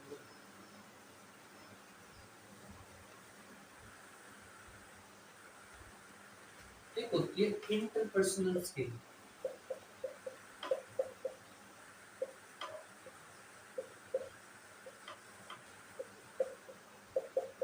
एक होती है इंट्रापर्सनल स्किल।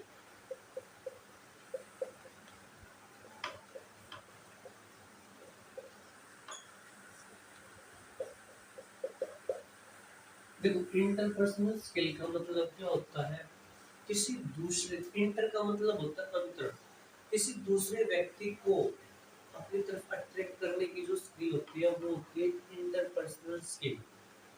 जैसे कोई व्यक्ति होता है, बातों बात में उसकी सारी बातें जान लेता है, सारी बातें जान लेता है, वो होते हैं इंटरपर्सनल स्किल, उसको अपनी तरफ अट्रैक्ट कर लेता है। ठीक है, ये जो स्किल होती है बड़े बड़े नेताओं में पाई जाती है, बहुत ही धुरंधर नेताओं में, तो बहुत बड़े लीडर में, जो एक समुदाय के लोगों को अपनी बातों में ले ले, अपनी तरफ अट्रैक्ट कर ले, उसको बोलते हैं हम इंटरपर्सनल स्किल। क्या बोलते हैं इसको, इंटरपर्सनल स्किल। किसमें पाई जाएगी, नेता में। एक अच्छे प्रशासक में भी पाए जाते हैं, एडमिनिस्ट्रेटर में, जो आईएएस आईपीएस होते हैं उनमें भी इस स्किल का पाना बहुत ही आवश्यक होता है। जो मैनिपुलेट करना जानते हैं हम लोग, उसको बोलते हैं इंटरपर्सनल स्किल। एक होते हैं इंट्रापर्सनल स्किल, जो व्यक्ति अपने बारे में ही जानना चाहता हो, जिसके मतलब इंट्रा को होता है अपने अंदर और इंटर को होता है दूसरे। इन दोनों शब्दों में अंतर करना आना चाहिए। इसका मतलब होता है अंत है, इसका मतलब होता है अंतर। ठीक है, अंतर होता है कि दूसरे, ये होता है कि अपने अंदर ही, अपने अंदर स्किल को जानो। ठीक है, अपने बारे में ही जानने की जो स्किल होती है, वो फिर बड़े हुए क्या होते हैं, वो बोलते हैं फिलोसफर। मेरा जन्म क्यों हुआ इस दुनिया में, मैं क्यों आया, इस तरह के जब क्वेश्चंस आपको सताने लगते हैं, उसका मतलब आपके अंदर इंट्रापर्सनल स्किल है। बड़े बड़े साइकोलॉजिस्ट में ये स्किल पाई जाती है, बड़े बड़े जो साइकोलॉजिस्ट होती है उनमें ये इंट्रापर्सनल स्किल्स पाई जाती है। तो ये तो समझ में आया।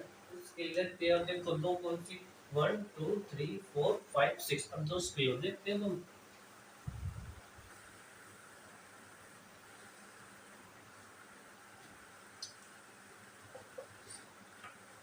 लिंग्विस्टिक की, भाषाई जो कला होती है, भाषा के पकड़ पर, भाषा पर जिसकी जो पकड़ होती है उसको बोलते हैं भाषाई। अच्छा लेखक वही बन सकता है जिसके अंदर लिंग्विस्टिक, जिसके अंदर लिंग्विस्टिक क्या हो, इंटेलिजेंस हो। ठीक है, अच्छा लेखक के लिए कौन सी, एक होती है मैथ, रीजनिंग, लॉजिक लगाना, ये क्षमता जो इसके अंदर होगी वो बोलते हैं इंजीनियर, ये बोलते हैं साइंटिस्ट। समझ में आई बात। तो 8 प्रकार की इंटेलिजेंस है। अब आप अपने अनुसार टटोलना अपनी कौन सी इंटेलिजेंस है। समझ में आई बात, हाँ या नो, पक्का। अब हम कुछ दो वैज्ञानिकों के विषय में पढ़ेंगे, उन्होंने इंटेलिजेंस लेवल में जो भी बातें बताई उनको हम डिटेल से पढ़ते हैं। देखिए, अक्सर तो है ही सेम वो, लेकिन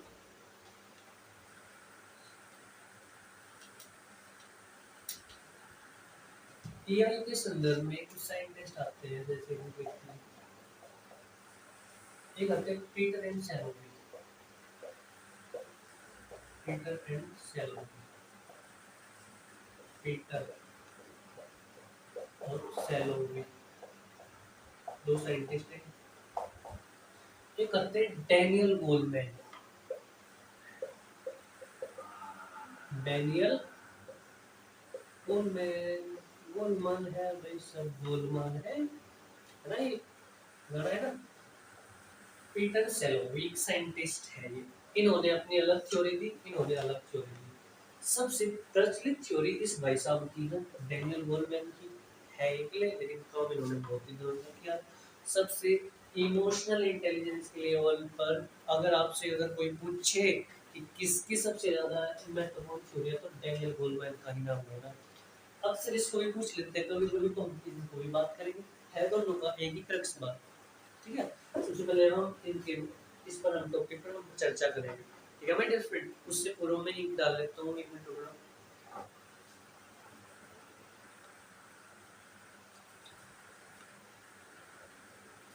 ठीक है माय डियर फ्रेंड, जो पीटर सेलोवी सर एक ही बंदे हैं, इसका पूरा नाम है पीटर सेलोवी, और एक है जॉन मेयर।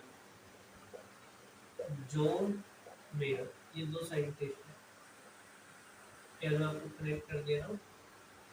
इमोशनल इंटेलिजेंस के लेवल पर दो तीन साइंटिस्ट आए हैं, पीटर सेलोवी ये एक बंदे, और जॉन मेयर ये एक बंदे। इन दोनों ने मिलकर एक थ्योरी क्रिएट की, और एक ने डैनियल गोलमैन ने मिलकर एक थ्योरी क्रिएट की। अब हम इनकी थ्योरी को पढ़ेंगे। अब अगर आप इनकी थ्योरी को पढ़ लेते हो, समझ लेते हो, तो आपको इमोशनल इंटेलिजेंस के बारे में बहुत ज़्यादा नॉलेज हो जाएगी। अक्सर मानो my dear friend, emotional intelligence के लेवल के इमोशनल इंटेलिजेंस जिस बंदे के अंदर ज़्यादा होएगा ना, उसको सफल होने से कोई नहीं रोक सकता। अभी देखिए, अभी बहुत अच्छी अच्छी बातें बताएंगे हमको। ठीक है, आई होप कि आपको एंजॉय कर रहे होंगे सब वीडियो को। देखो, एआई के बनने को थोड़ा सा इसका बैकग्राउंड जान लेते हैं। 1985 के दशक में विनी पियरे विनी पियरे नामक व्यक्ति ने एआई नामक शब्द दिया। इमोशनल इंटेलिजेंस किसने दिया था? विनी पियरे ने दिया। ठीक है, अब सबसे पहले हम पढ़ेंगे पीटर सेलोवी और जॉन मेयर की थ्योरी क्या बोलती है। पीटर सेलोवी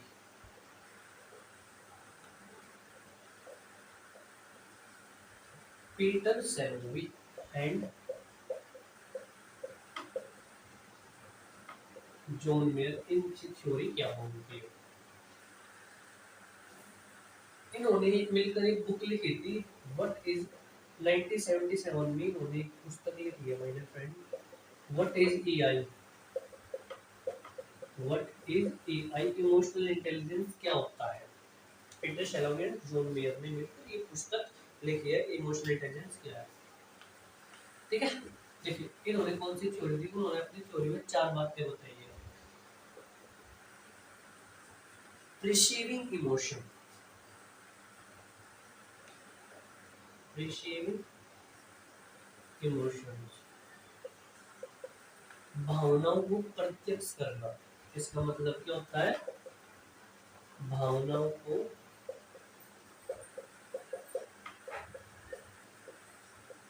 प्रत्यक्ष करना, इमोशंस को परसीव करना। ठीक है, इन्होंने अपने पहले लाइन में बोला परसीविंग इमोशन। इनकी चार इन्होंने बात बताई, फोर्थ के लिए 1 2 3 एंड 4। रिसीविंग इमोशंस का मतलब है कि कोई व्यक्ति आपको फेशियल एक्सप्रेशन से जिस प्रकार के इमोशंस देता है, उसको समझने की कोशिश करना होता है। सबसे पहले रिसीविंग इमोशंस, भावनाओं को प्रत्यक्ष करना। ठीक है, जैसे अगर आपको सामने कोई आपको ऐसे करे, इसका मतलब क्या है? गुस्से में है वो, अगर आपके सामने ऐसे करे, इसका मतलब आपसे प्यार से बात कर रहा है। ठीक है, तो इन्होंने कहा कि भावनाओं को प्रत्यक्ष करना, इसका मतलब है क्या? बॉडी लैंग्वेज से इमोशंस को लेना, बॉडी लैंग्वेज से इमोशंस को लेना। ठीक है, कई व्यक्ति जो होते हैं अपनी बॉडी लैंग्वेज के माध्यम से हमें बताने का प्रयास करते हैं कि हम ये करना चाहते हैं या वो करना चाहते हैं। ठीक है, अक्सर आप लोगों की लाइन में बोलते हो, अरे वाह यार आज तो लाइन दे रही है, आज तो बात बढ़ेगी बढ़ेगी। वो भी क्या है? रिसीविंग इमोशन से भावनाओं को प्रत्यक्ष करना। ठीक है, बॉडी लैंग्वेज से इमोशंस को लेना। अगर कोई आपके सामने ऐसे दिख रहा हो, पापा अक्सर ऐसे दिखते हैं बच्चों सामने, पापा क्या? रिसीविंग इमोशन, मतलब गुस्से वाला इमोशन दे रहे हैं। ठीक है, समझ में आई बात? बॉडी लैंग्वेज से इमोशंस को लेने को आप बोलते हैं इमोशंस को लेना, रिसीविंग इमोशन। फिर अगर हम रिसीविंग इमोशंस करते हैं तो उसको करते हैं हम using inputs to facilitate through out.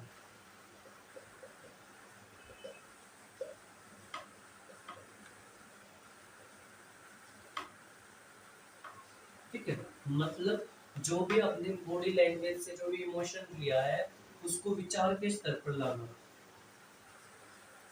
विचार के स्तर पर लाना।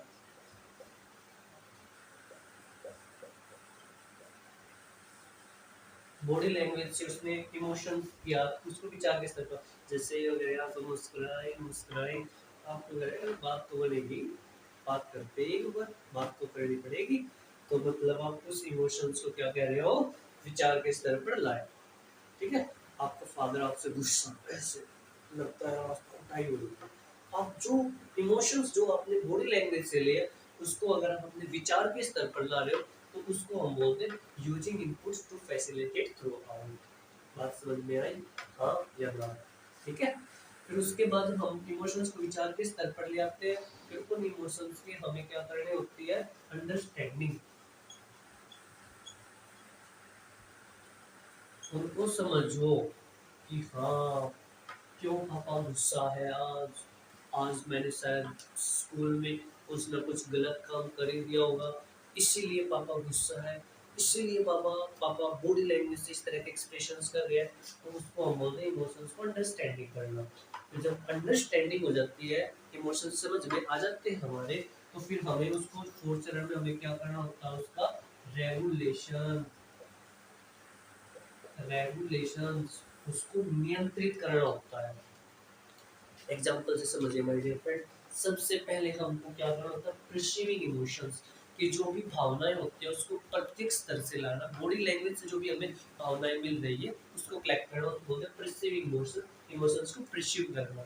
फिर उसका using input to facilitate throughout, मतलब जो भी हमने इस इमोशंस को परसीव किया है, बॉडी लैंग्वेज से जो हमने उस इमोशंस को लिया है उसको हम अपने विचार के स्तर पर लाए कि जो बॉडी लैंग्वेज से जो भी हमें इमोशंस मिला है ये कहना क्या चाहता है, मतलब विचार के स्तर पर लाना। ठीक है, और फिर उस इमोशंस को अंडरस्टैंडिंग करना, उस इमोशंस को समझना, उसको बोलते हैं अंडरस्टैंडिंग। फिर जब हम उससे अंडरस्टैंडिंग इमोशंस मतलब समझ के उसको रेगुलेट करना होता है। रेगुलेशन बहुत जरूरी होती है हमारी फ्रेंड लाइफ में। समझ में आई या नहीं आई? जैसे कि पापा गुस्सा है, ऐसे कर रहे हैं, ठीक है, ऐसे कर रहे हैं, पापा आज आपके बहुत गुस्सा है, ऐसे कर रहे हैं बार बार, यूजिंग इनपुट, तो आप उस इमोशंस को लाए कि हाँ भाई बाप गुस्से में, चेहरे से पता लग रहा है। फिर आपने समझा कि भाई क्यों गुस्से में, हाँ सुबह मुझसे गलती हो गई थी। फिर जब बाप गुस्सा करेगा ना, जब बाप अपनी भड़क निकालेगा, उस समय में आपको रेगुलेशन करना है, उसका प्रत्युत्तर भी देना। बाप बोल रहा है, बाप पिटाई कर रहा है, आप बोल रहा है, आपने आपको वो नहीं करना, रिएक्ट नहीं करना, आपको अंडर खुद को रेगुलेट करना, सेल्फ रेगुलेशन बोलते हैं। ठीक है, सो ये पीटर सेलोवियन जॉन मेयर ने मिलकर दिया था। अब हम बात करेंगे डैनियल गोलमैन की। गोलमाल है भाई सब गोलमाल है। चलिए माय डियर फ्रेंड, लगता है वीडियो थोड़ी सी लेंथी होगी, कोई बात नहीं, लेकिन आप ध्यान से समझिए, समझने पर ध्यान दीजिए ना। देखिए, डैनियल गोलमैन,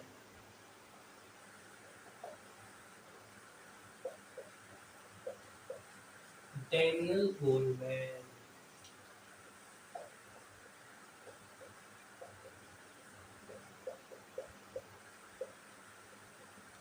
इन्होंने एक अच्छी बुक लिखी है, why it can be matter more than why IQ more than emotionally intelligence, इनकी बुक्स का नाम है। इन्होंने कौन कौन सी थ्योरी है उसको समझते हैं। इन्होंने 5 बातें बताई है अपनी थ्योरी में। सेल्फ अवेयरनेस, वाह कितनी अच्छी बात बताई, सेल्फ अवेयरनेस। दूसरा बताया सेल्फ रेगुलेशन, वाह कितनी अच्छी अच्छी बातें बताई इसने यार। फिर इसने बताया है क्या क्या क्या, सेल्फ मोटिवेशन, वाह मजा आ गया। इन्होंने बताया एम्पैथी, और एक लास्ट बताया इसमें इस भाई साहब ने, सोशल स्किल्स। अरे वाह, मौज कर दी भैया, इतनी अच्छी अच्छी बातें बता दो। अगर कोई व्यक्ति इन पांचों पर काबू पा लेता है ना, मैं क्लेम करता हूँ, या बहुत बड़े मनोवैज्ञानिक क्लेम करते हैं, मैं तो क्या, वो डैनियल गोलमैन जैसे व्यक्ति क्लेम करते हैं, उस व्यक्ति को लाइफ में सफल होने से कोई माइकल नहीं रोक सकता, कोई भी माइकल। और हमारे प्राइम मिनिस्टर मोदी के अंदर ये पांचों सेल चीज है। या जो भी आप बड़े बड़े व्यक्ति को देखोगे, प्राइम मिनिस्टर मोदी को देख लेना, जयशंकर प्रसाद जी को देख लेना, अमित शाह जी को देख लेना, अरविंद केजरीवाल जी को देख लेना, बड़े बड़े जो भी नेता है, जितने भी पॉलिटिशियन प्रशासक है, उनके अंदर ये पांच गुण पाए ही जाते हैं। ये जिसने भी डेवलप कर लिया ना अपने अंदर, उसको तो सफल होने से कोई रोक ही नहीं सकता। लेकिन ये आसान बात नहीं है इनको डेवलप करना, एड़ी चोटी का चोट लग जाता है, वो नहीं पता। अब देखो, एक एक को डिटेल से समझो। सेल्फ अवेयरनेस में कहा जाता है कि खुद को समझो, पहले खुद को समझना, खुद को जानना। पहले मैंने बताया था ना, इमोशनल इंटेलिजेंस, खुद को जानना, खुद को समझना भाई, सेल्फ अवेयरनेस हो रहा है। ठीक है, आपको गुस्सा आता है तो क्यों आता है, क्रोध, किसी के प्रति ज्यादा गुस्सा आता है तो क्यों आता है, घृणा होती है तो वही क्यों होती है, ऑब्जर्व करनी है सभी चीजें। ये होता है सेल्फ अवेयरनेस। सेल्फ अवेयरनेस कैसे होता है, अपने बारे में हम कैसे जानते हैं, अपने पास समझदार व्यक्ति से पूछना। समझदार व्यक्ति भी किसी के सबके पास नहीं मिलता। समझदार व्यक्ति है आपके नजरों में तो उससे पूछियो कि महाराज, हे गुरुजन, हे मेरे प्रिय, मुझे बताइए मेरे अंदर क्या कमी है। सेल्फ इंट्रोस्पेक्ट करना, सेल्फ इंट्रोस्पेक्ट करना, खुद के इमोशंस को जानना आसान काम नहीं होता है ये, समझ गए, बहुत ही आसान काम नहीं होता है सेल्फ अवेयरनेस, खुद को जानना। अगर कोई व्यक्ति कुछ ऐसा अनैतिक कृत्य भी नहीं कर रहा और आपका गुस्सा इतने चरम स्तर पर, कहाँ खुद को जान पाए। कोई कोई ऐसा व्यक्ति होता है जिसको थोड़ा सा झूठ बोल देंगे वो आग बबूला हो जाएगा बिल्कुल। अपने सेल्फ अवेयरनेस जानना होता है कि हाँ भाई, अगर इस व्यक्ति ने मुझे इतना छोटा सा झूठ बोला तो मैं इतना आग बबूला क्यों, क्यों इतना क्रोध करूँ। सेल्फ अवेयरनेस का मतलब ये भी होता है, जिसको कई अक्सर लोग छोड़ देते हैं, प्रेम। क्यों एक के पीछे इतना पागल होना, क्यों एक व्यक्ति के पीछे अपनी पूरी जिंदगी गंवाना। फ्रेंड, सेल्फ अवेयरनेस सबसे पहले my dear friend, emotional intelligence सीखते वक्त सबसे पहली बात है कि अपने बारे में जानकारी होनी चाहिए, सेल्फ अवेयरनेस होना चाहिए। अगर आपके अंदर अंदर सेल्फ अवेयरनेस चीज आ गई तो आपको सच में बहुत बड़ी मुसीबत से बाहर निकल जाओगे। अब इस सेल्फ अवेयरनेस को डेवलप कैसे किया जाए, मेन क्वेश्चन तो ये है कि how to develop self awareness.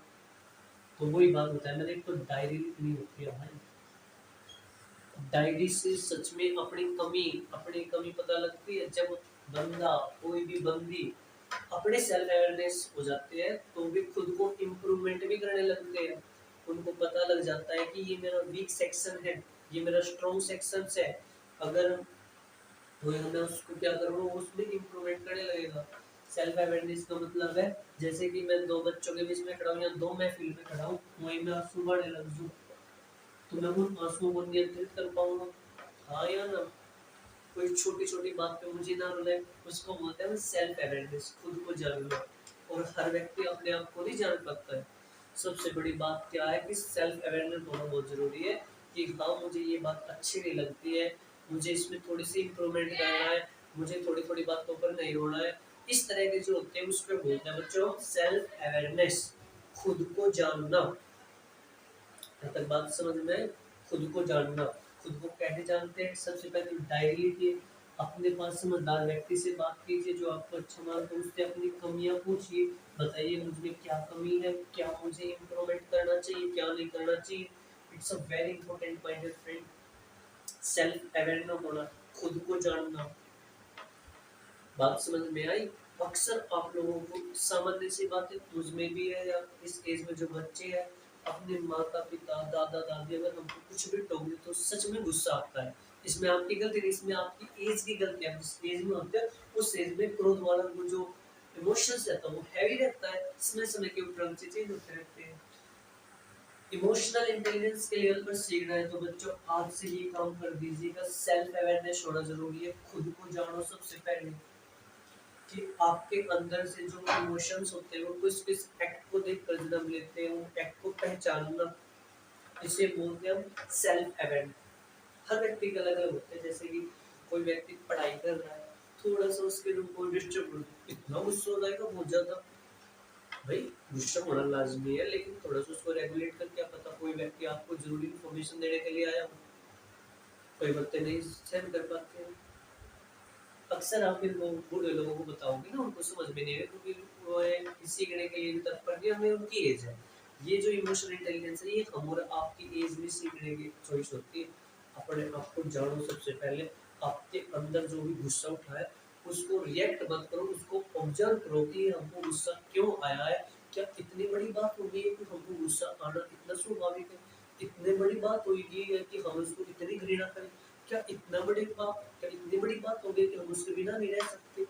क्या वो लड़की या लड़का मिस्टीरियस है? ठीक है। इन सब पर इन सब को बोलते हैं सेल्फ अवेयरनेस, खुद को जानना। पहली बात तो ये, इस लेवल पर हमें आपको खुद को जानना पड़ेगा। यहाँ पे बात समझ में आ रही? हाँ या ना? चलिए अब हम पढ़ेंगे सेल्फ अवेयरनेस हमारा हो गया। हम कैसे कैसे जान सकते हैं? डायरी लिखिए, समझदार व्यक्ति से बात करिए, उससे अपनी कमी पूछिए, उसको इम्प्रूवमेंट करने का प्रयास कीजिए। समझ में आई? ठीक है। अब हम बात करेंगे सेल्फ रेगुलेशन, खुद को नियंत्रित कैसे करना। देखो इमोशंस आना स्वाभाविक है, इसको कोई माइकल लाल नहीं रोक सकता है। और कोई माइकल लाल के अंदर इमोशंस नहीं आ रहे हैं ना, तो वो साइकियाट्रिस्ट के पास जाए, अपना इलाज करा ले। इमोशन से नहीं आ रहे, किसी को देखकर लगाव ही नहीं हो रहा, इमोशन से नहीं जान रहे हैं, का मतलब है कि भाई कोई पर इलाज करा ले। सेल्फ अवेयरनेस हो गया हमारे पास। जब भाई इमोशंस आना स्वाभाविक है तो वे रेगुलेट भी तो हो सकते हैं।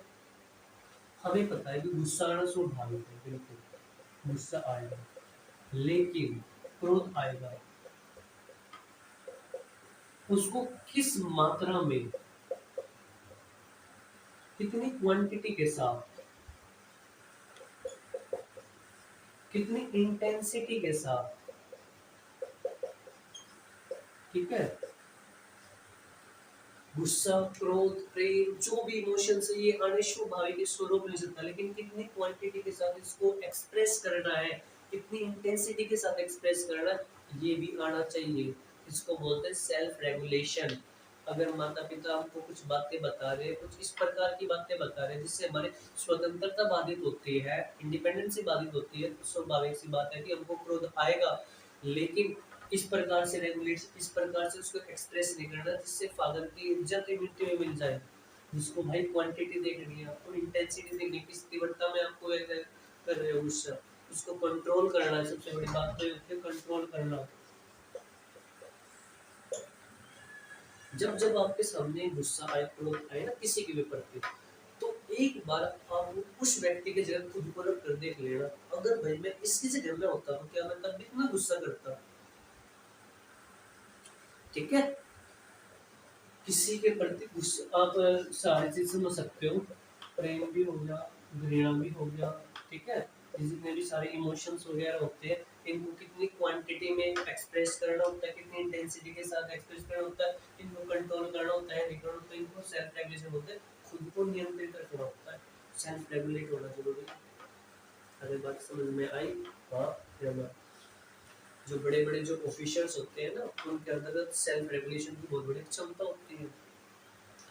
जैसे अगर किसी मूवी में सीएम बोलते एक एडमिनिस्ट्रेटर से कि यहाँ की सड़क टूटी हुई है तो बताओ क्या करना है, तो वो एडमिनिस्ट्रेटर उसका प्रतिरोध नहीं करता, वो सुनता है, वो खुद को रेगुलेट करता है, भले ही उसको सीएम के ऊपर गुस्सा आ रहा हो। अगर वो सोचने लग जाए कि सारा पैसा तो आप खा के बैठे हो, आपने पैसा ही नहीं दिया, हम कैसे काम करते, ऐसे नहीं बोलेगा वो। खुद को रेगुलेट करना आता है उनको।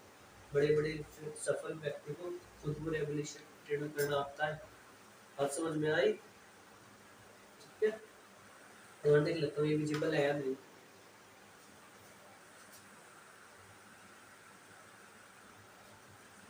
Everything is visible. Self regulation बहुत जरूरी होता है, ठीक है। सेल्फ रेगुलेशन में हमें गुस्सा और किसके आई मीन व्यक्ति कौन है वो ये भी देख लेना चाहिए। व्यक्ति कौन है सेल्फ रेगुलेशन में, कई व्यक्ति बंद नहीं हो पाता है। अगर कुछ व्यक्ति इन चीजों को कंट्रोल नहीं कर रहे हैं ना, उनके अंदर ये इमोशनल इंटेलिजेंस अभी कोई चीज नहीं है। अगर बाप थोड़ा चिल्ला दे और ऊपर से बाप के ऊपर इतना ज्यादा चिल्ला दे, सेल्फ इमोशनल इंटेलिजेंस का रत्ती भर गुण नहीं है उस व्यक्ति में। अब जो व्यक्ति अपने थोड़े बहुत इमोशंस पर नियंत्रण नहीं कर सकता है, किसी को प्रेम हो जाए, उसके पीछे इतना दीवाना हो जाए कि उसके लिए अपने माँ बाप तक को मार देने के लिए तैयार है, तो उसके अंदर घंटा इंटेलिजेंस लेवल नहीं, इमोशनल इंटेलिजेंस ही नहीं है उसके अंदर। अक्सर होते हैं भैया, आप न्यूज वगैरह पढ़ते हो तो आपको अक्सर पता होगा, प्रेमी ने प्रेमिका को पाने के लिए अपने बाप की मृत्यु, रात को माँ बाप को खिलाया जाए, माँ बाप को घर से निकाल दिया। जब मियाँ बीवी में लड़ाई होती है तो उनको भी ये देखना चाहिए। जब भी अगर अक्सर मियाँ बीवी में लड़ाई होगी ना, सबसे पहले तो शब्दों के चयन पर हमें नियंत्रण करना चाहिए कि हम शब्द क्या बोल रहे हैं। नहीं तो जो हस्बैंड होता है ना, वो वाइफ के घर वालों के बारे में अगर कुछ बोल दे, फिर तो आग ऐसी लगती है कि पानी मारने से भी नहीं बुझती है, समझ लीजिए। तो भैया जब भी डिस्प्यूट होए, सबसे पहले क्या याद करना है, सेल्फ रेगुलेट, कि आप जो भी शब्द का यूज करोगे उस व्यक्ति पर उसका क्या प्रभाव पड़ेगा, ठीक है। मैं अक्सर लास्ट में बता दूंगा, अगर कुछ डिस्प्यूट वगैरह होता है उस सिचुएशन में हमें क्या करना चाहिए, ठीक है। सेल्फ रेगुलेशन में हमें अपनी टंग कंट्रोल भी करनी चाहिए। ये नहीं है कि जो मुंह में आ रहा वो बोल रहे हो। टंग कंट्रोल बहुत जरूरी होता है, जीभ पर नियंत्रण रखना। जब गुस्सा आता है ना, क्रोध आता है, देखिए ये भाई साहब सारी चीज भूल जाते हैं, ये कंट्रोल नहीं हो पाती है, फिर तो सारी सारी बातें क्या से क्या बातें नहीं निकल जाती है, उनको पता होता है। और जब जब किसी को गुस्सा आए ना, तो सबसे पहले बात अतीत की बातें उसके सामने, मतलब ये मत कहना अतीत में आप तुम कैसे थे, अतीत की बातें तो लाना ही ना। जब भी कंफ्लिक्ट हो जाए, ठीक है, हमको सेल्फ रेगुलेशन बहुत करना जरूरी है, टंग कंट्रोल बहुत जरूरी है। जी आप बोल क्या रहे हो, आपके बोलने से उस व्यक्ति विशेष पर क्या प्रभाव पड़ेगा, इन सभी को ध्यान में रखना होता है। अगर किसी के प्रति ज्यादा गुस्सा आए तो उसकी जगह आप अपने आप को रख कर देख लेना, अगर आप बोलते तो क्या आप भी ऐसा ही करते। इसको बोलते हैं हम सेल्फ रेगुलेशन, खुद को रेगुलेट करना। मुझे आशा उम्मीद होगी आपको शेल्फ रेगुलेशन भी समझ में आता होगा। पहले खुद को जानो, खुद को जानने के बाद अपने आप को नियंत्रण करो। किसी के प्रति गुस्सा आए उसको ये देखो कि आप किसके सामने, अगर बाप के सामने हो तो कम से कम कंट्रोल करने का प्रयास करना, इंटेंसिटी थोड़ी सी लो रखना, बहुत ही लो, ठीक है। अगर आप गुस्से में बोल दोगे कुछ भी शब्द जिस पर कंट्रोल नहीं हो, लेकिन उसका प्रभाव लॉन्ग टाइम तक रखेगा, नियंत्रण रखना। खुद को जानो, जानने के बाद जो भी आपके अंदर इमोशंस आते हैं, ये देखो उसकी इंटेंसिटी कितनी रखनी चाहिए, ठीक है। जैसे कोई भूखा होता है ज्यादा, भूखा होता है कोई, खाने पे ऐसे टूट पड़ता है, कंट्रोल ही नहीं है उसको ऊपर, सेल्फ अवेयरनेस ही नहीं, उसको पता नहीं है, ठीक है। अब हम समझेंगे तीन इंपॉर्टेंट स्किल्स पर बात करेंगे।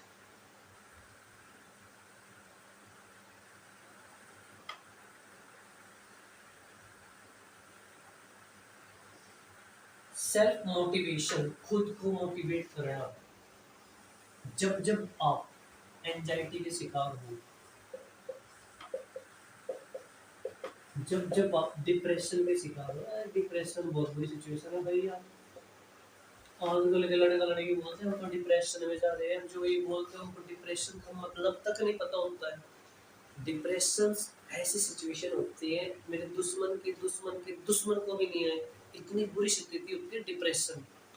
डिप्रेशन में आदमी खा रहा है तो खाए जा रहा, खाए जा रहा, खाए जा रहा, खाए जा रहा, फोन ऐसे देख रहा है तो देखते जा रहा, देखते जा रहा, देखते जा रहा, देखते जा रहा, लेट रहे तो लेटते जा रहा, लेटते जा रहा, लेटते जा रहा। इतनी बुरी सिचुएशन होती है डिप्रेशन कि दुश्मन के दुश्मन को भी नहीं आए। अक्सर कई लोग लड़के लड़की अक्सर चले जाते हैं डिप्रेशन में, और जो सच में चले जाते हैं ना, उनकी बहुत बुरी हालत होती है, बहुत बुरी हालत होती है। अगर कोई एंजाइटी या डिप्रेशन का शिकार होता है उसका मजाक नहीं उड़ाना चाहिए कभी भी। बहुत बुरी सिचुएशन होती है, तो जिस व्यक्ति पर बीतती है वही व्यक्ति समझ पाता है, वही व्यक्ति समझ पाता है बिल्कुल। जब जब आप एंजाइटी के शिकार हो या डिप्रेशन के शिकार हो तो उस समय में आपको खुद को रेगुलेट करना चाहिए, स्वयं को। इस समय में, इस सिचुएशन में सबसे पहले मैं कहूँ इंडिपेंडेंसी। दूसरों पर इंडिपेंडेंट मत रहिए, दूसरों पर इंडिपेंडेंसी कम कर दीजिए, दूसरों पर मेरे पर ज़्यादा मत रहिए इस सिचुएशन में, ठीक है। अगर आप ज़्यादा डिप्रेशन में हो तो आप क्या कर सकते हो, तत्काल, एट अ टाइम, मोटिवेट लेने के लिए आप किसी मोटिवेशनल स्पीकर की वो वीडियो देख सकते हो। ये मोटिवेशनल स्पीकर होते हैं ना, ये तुरंत हवा भरते हैं, ऐसे पम पम पम पम पम पम डाल के हवा भरते हैं। तुम क्या नहीं कर सकते, तुम सब कुछ कर सकते हो, तुम क्या नहीं बन सकते, तुम सब कुछ बन सकते हो। रत्ती भर हम कुछ नहीं बन सकते, हम सब कुछ नहीं बन सकते। इसलिए मैं अमेरिका का राष्ट्रपति नहीं बन सकता क्योंकि मेरा जन्म वहाँ नहीं हुआ। कैसे मैं सब कुछ कर लूंगा यार। और हर व्यक्ति का एप्टीट्यूड अलग अलग होता है। हर व्यक्ति विराट कोहली नहीं बन सकता, हर व्यक्ति महेंद्र सिंह धोनी नहीं बन सकता। हर व्यक्ति का एप्टीट्यूड अलग है, तो हम कैसे सब कुछ बन सकते हैं। समझ में आएगा। जो मोटिवेशनल स्पीकर होते हैं तुरंत हवा भरते हैं, ऐसे पम पम पम पम भरते हैं, और ये जो पंप की हवा होती है 2-3 से ज्यादा नहीं रहती है। और बड़े उद्देश्यों के लिए चाहिए परसिस्टेंस, परसिवरेंस, लंबे समय तक निरंतरता के साथ बगैर थके हुए डेली प्रयास करना। सेल्फ मोटिवेशन में आप क्या कर सकते हो, तुरंत एट अ टाइम। अब तत्कालिक लाभ पाने के लिए आप किसी मोटिवेशनल स्पीकर की वीडियो देख लेना एट अ टाइम पाने के लिए। बात समझ में आई या नहीं है। सबसे पहले इंडिपेंडेंसी कम होनी चाहिए, खुद को रेगुलेट करना, खुद को मोटिवेट करते रहना कि हाँ मैं इस सिचुएशन से जल्दी बाहर निकल जाऊंगा। व्यक्ति का असली चेहरा तब समझ में आता है जब व्यक्ति के सामने असली संकट आता है, तब देखा जाता है कि वो खुद को कितनी मात्रा में अपने आप को बचा पाता है। इसको बोलते हैं सेल्फ मोटिवेशन। अक्सर जब हमें खुशी होती है तो हम मस्त रहते हैं, मजे में रहते हैं, ठीक है। जब दुख आता है ना, जब संकट आता है, जब दुविधा आती है, व्यक्ति वहाँ देखा जाता है कि कितना बहादुर है, कितना स्ट्रॉन्ग है। सुख में तो सब साथ देते हैं, दुख में देखते हैं कौन साथ देता है कौन नहीं देता है। जब जब आपका समय आपके विपरीत चल रहा हो तब तब आपको अपने आप को सेल्फ मोटिवेट करने की आवश्यकता होती है। और सेल्फ मोटिवेट व्यक्ति वही कर पाएगा जिसके अंदर इमोशनल इंटेलिजेंस का लेवल ज़्यादा होगा, जिसके अंदर ईआई ज़्यादा होगा। वो व्यक्ति ही स्वयं को क्या कर पाएगा, सेल्फ मोटिवेट कर पाएगा। अक्सर आप देखना भैया जी, कोई व्यक्ति किसी भी उद्योग के स्टार्ट करता है, कोई भी उद्योग में चल जाए, अब नीट की या किसी भी गवर्नमेंट कॉम्पिटिटिव एग्जाम की, किसी भी एग्जाम की बात कर लीजिए ना, जो जिसके अंदर ईआई कम होता है ना, वो थोड़ी सी मुसीबत देखती, थोड़ी सी मुश्किलें देखते घबरा जाते हैं, तैयारी छोड़ देते हैं। जिसके अंदर ईआई ज्यादा होएगा उसके अंदर सेल्फ मोटिवेशन की क्षमता भी ज्यादा होएगी। मैं क्यों नहीं करूँगा, मैं गिरूंगा, बार बार गिरूंगा, बार बार उठूंगा, असल में क्यों नहीं सफल होऊंगा मैं। वो होती है सेल्फ मोटिवेशन की बात। सर सफल बंदे में या सेल्फ मोटिवेशन देखा ही जाता है। अगर किसी व्यक्ति के अंदर सेल्फ मोटिवेशन है, वो व्यक्ति बहुत ही लंबी दूरी तय करता है और उसको आगे जाने से कोई नहीं रोक पाता। बात समझ में आई। जब जब एंजाइटी हो, डिप्रेशन हो, समय विपरीत चले, समय क्या चले, विपरीत चले, उसमें उस समय में अपने आप को संभालना, ठीक है। जैसे आप अच्छे खासे परिवार से हो, किसी कारणवश आपके घर की ऐसी सिचुएशन हुई कि अब आपको किराए के मकान में रहना पड़ेगा। उस सिचुएशन में अपने आप को संभाल पाना और आगे बढ़ते रहना, हर सफल व्यक्ति की स्टोरी है। अलग पांडे जी का एग्जाम्पल है। बात समझे। हर बड़े व्यक्ति ने, हर सफल व्यक्ति के सामने कोई ना कोई समय विपरीत चला है। उस समय में वो खुद को, उस समय में वो गिरा नहीं है बल्कि उठकर आगे की तरफ चला है। समझ में आए। अक्सर कई व्यक्ति इसमें हो जाते हैं, जैसे 12 फेल मूवी बनी हुई है यार, शादी में जरूर आना, ये मूवी होती है। ये ना दरअसल व्यक्ति को ना, दरअसल समाज पर इनका अत्यधिक मात्रा में नेगेटिव इम्पैक्ट पड़ा ही है कहीं ना कहीं। हर हास्य का ये नहीं बन सकता। पता यहाँ तक बात समझ में आई या नहीं आई? जब जब आपके समय विपरीत चले, जब जब मुश्किलें हो लाइफ में, तब तब अपने आप को सेल्फ मोटिवेट कर पाना और आगे बढ़ते रहना, ये सेल्फ मोटिवेशन है। और सेल्फ मोटिवेशन जिस व्यक्ति में होएगा, वो व्यक्ति बहुत दूरी तक बहुत आगे जाता है। तो हमने ये 3 बातें समझ ली, अब 2 और बातें समझते हैं। ठीक है, तो इसके ऊपर हम वीडियो की समाप्ति करते हैं, ज़्यादा लंबी हो गई होगी। अक्सर आप लोगों ने इतने इम्पैथी, अरे यार इतना अच्छा बोले ये इम्पैथी, दूसरों की मनस्थिति को पहचानना इम्पैथी होता है। दूसरों की मनस्थिति को जानना,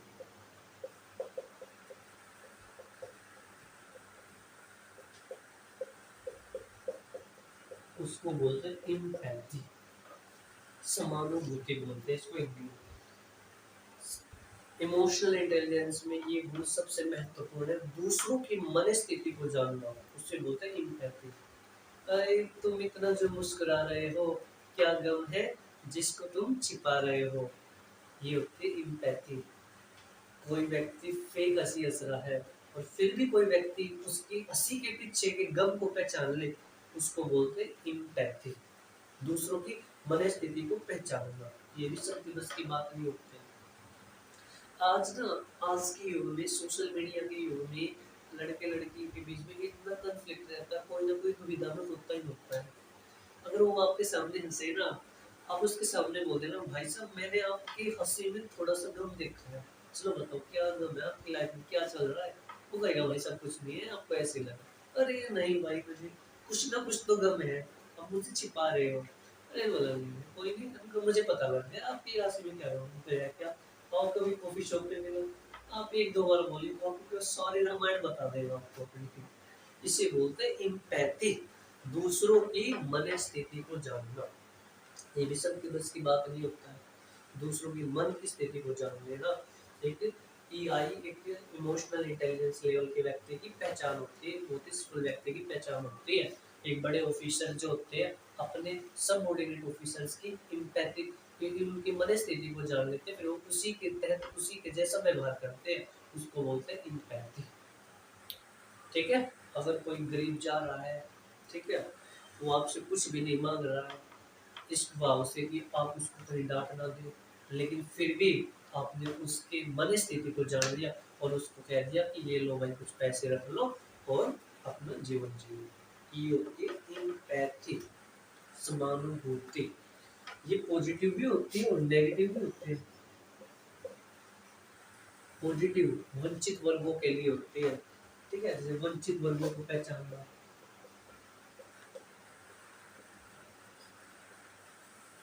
ठीक है, वंचित वर्गों की सिचुएशन को, वंचित वर्गों की सिचुएशन को पहचानना, उसको बोलते हैं इम्पैथी, दूसरों की मनस्थिति को पहचानना। जैसे कि कोई बेचारा गरीब है, फटे हुए कपड़े पहन रहा है, अच्छा पहनने को नहीं है, सर्दी इतनी पड़ रही है बहुत ज्यादा, और आपको लगा कि इस व्यक्ति को कुछ ना कुछ कपड़े दे देना चाहिए, बेचारा गर्मी सर्दी से मरा हुआ है, खुद खरीद नहीं सकता, और उसने आपको बोला नहीं, फिर भी आपने अपने अनुसार अपने स्तर पर उसके लिए कुछ ना कुछ अच्छे कपड़े दिला दिए, इसको बोलते हैं इम्पैथी।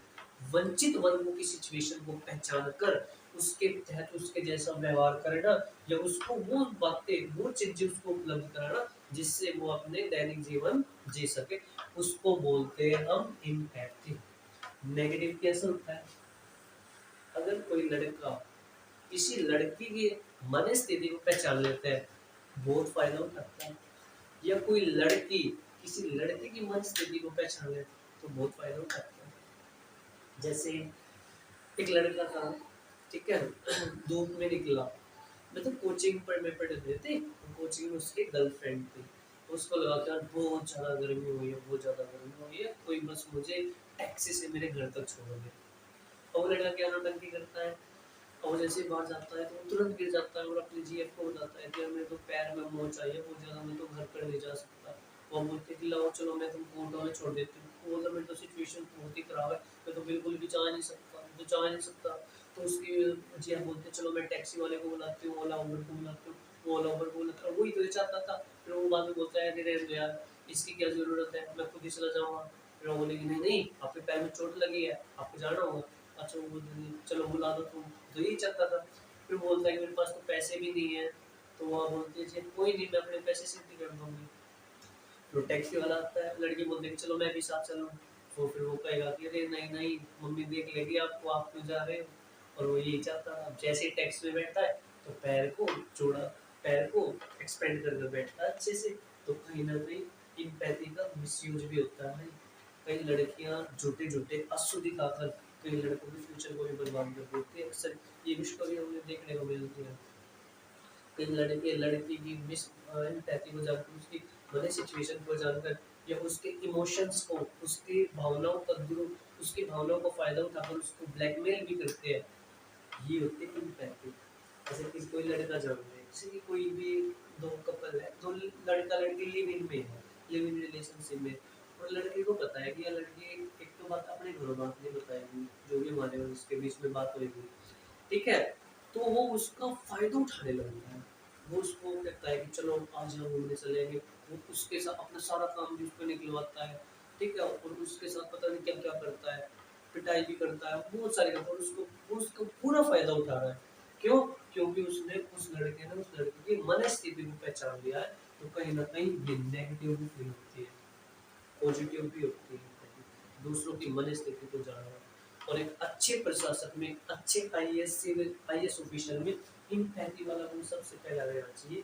क्योंकि वो ऑफिसर बनने के बाद उसको समाज के लोगों से जुड़ा होना है। तो समाज के लोगों की, उसको सोसाइटी के जितने वंचित वर्ग है उनकी सिचुएशन को पहचानना, ठीक है। अक्सर हमारे समाज में ना, देखो हमारा समाज एक तो पढ़ा लिखा ज्यादा नहीं है, बातों में जल्दी आ जाता है दूसरों की, समझ ऐसी बात है। एम्पैथी दिखाने के लिए हमें क्या करना चाहिए? तो हमें डाइवर्सिटी, आपके बच्चे शहरों में पढ़े लिखे, मेट्रोपॉलिटन सिटी में पढ़े हैं, उनको रत्ती भर नहीं पता गरीबी क्या होते हैं, उनको रत्ती भर नहीं पता कि हमसे भी निम्न स्तर के लोग होते हैं। तो उनको डाइवर्सिटी वाले लेवल में लेके जाना है, उनको मतलब गाँव में, विलेज में लेकर जाना, ठीक है। स्लम बस्ती दिखाना, स्लम बस्ती दिखाना, बेटा देखो ये भी है। तो उनके अंदर उनकी मनी सिचुएशंस के लिए एम्पैथी जागेगी। डाइवर्सिटी को दिखाना है तो। और देखो हमारी सोसाइटी में दरअसल कई लोग मानते हैं, कई हिंदू कौम मानते हैं कि मुस्लिम कम्युनिटी के लोग अच्छे नहीं है हमारे लिए, इनको तो पाकिस्तान भेज देना चाहिए, इन्होंने ही हमारे देश में आतंकवाद फैला के रख रखा है, इन्होंने ही हमारे देश में इतनी सारी पॉपुलेशन बढ़ा के रख रखी है।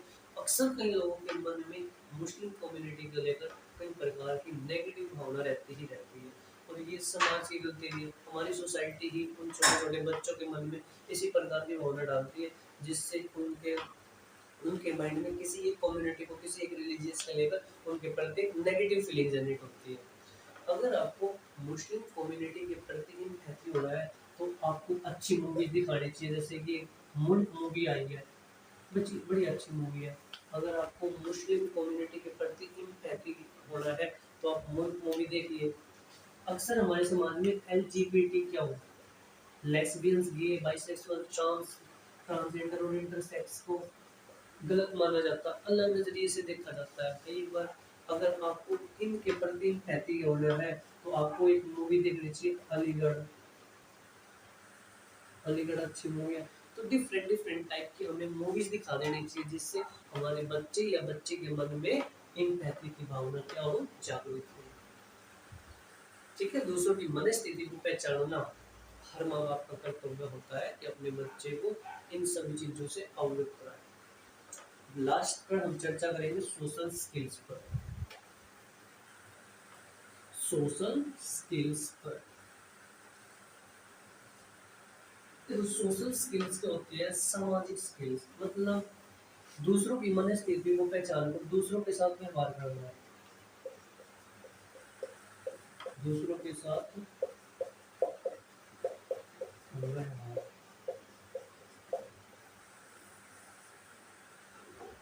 ये सोशल स्किल्स में आता है। जैसे कि आपको पता है उसकी एम्पैथी के बारे में बता, उसी के जैसे आपको व्यवहार करने लगे।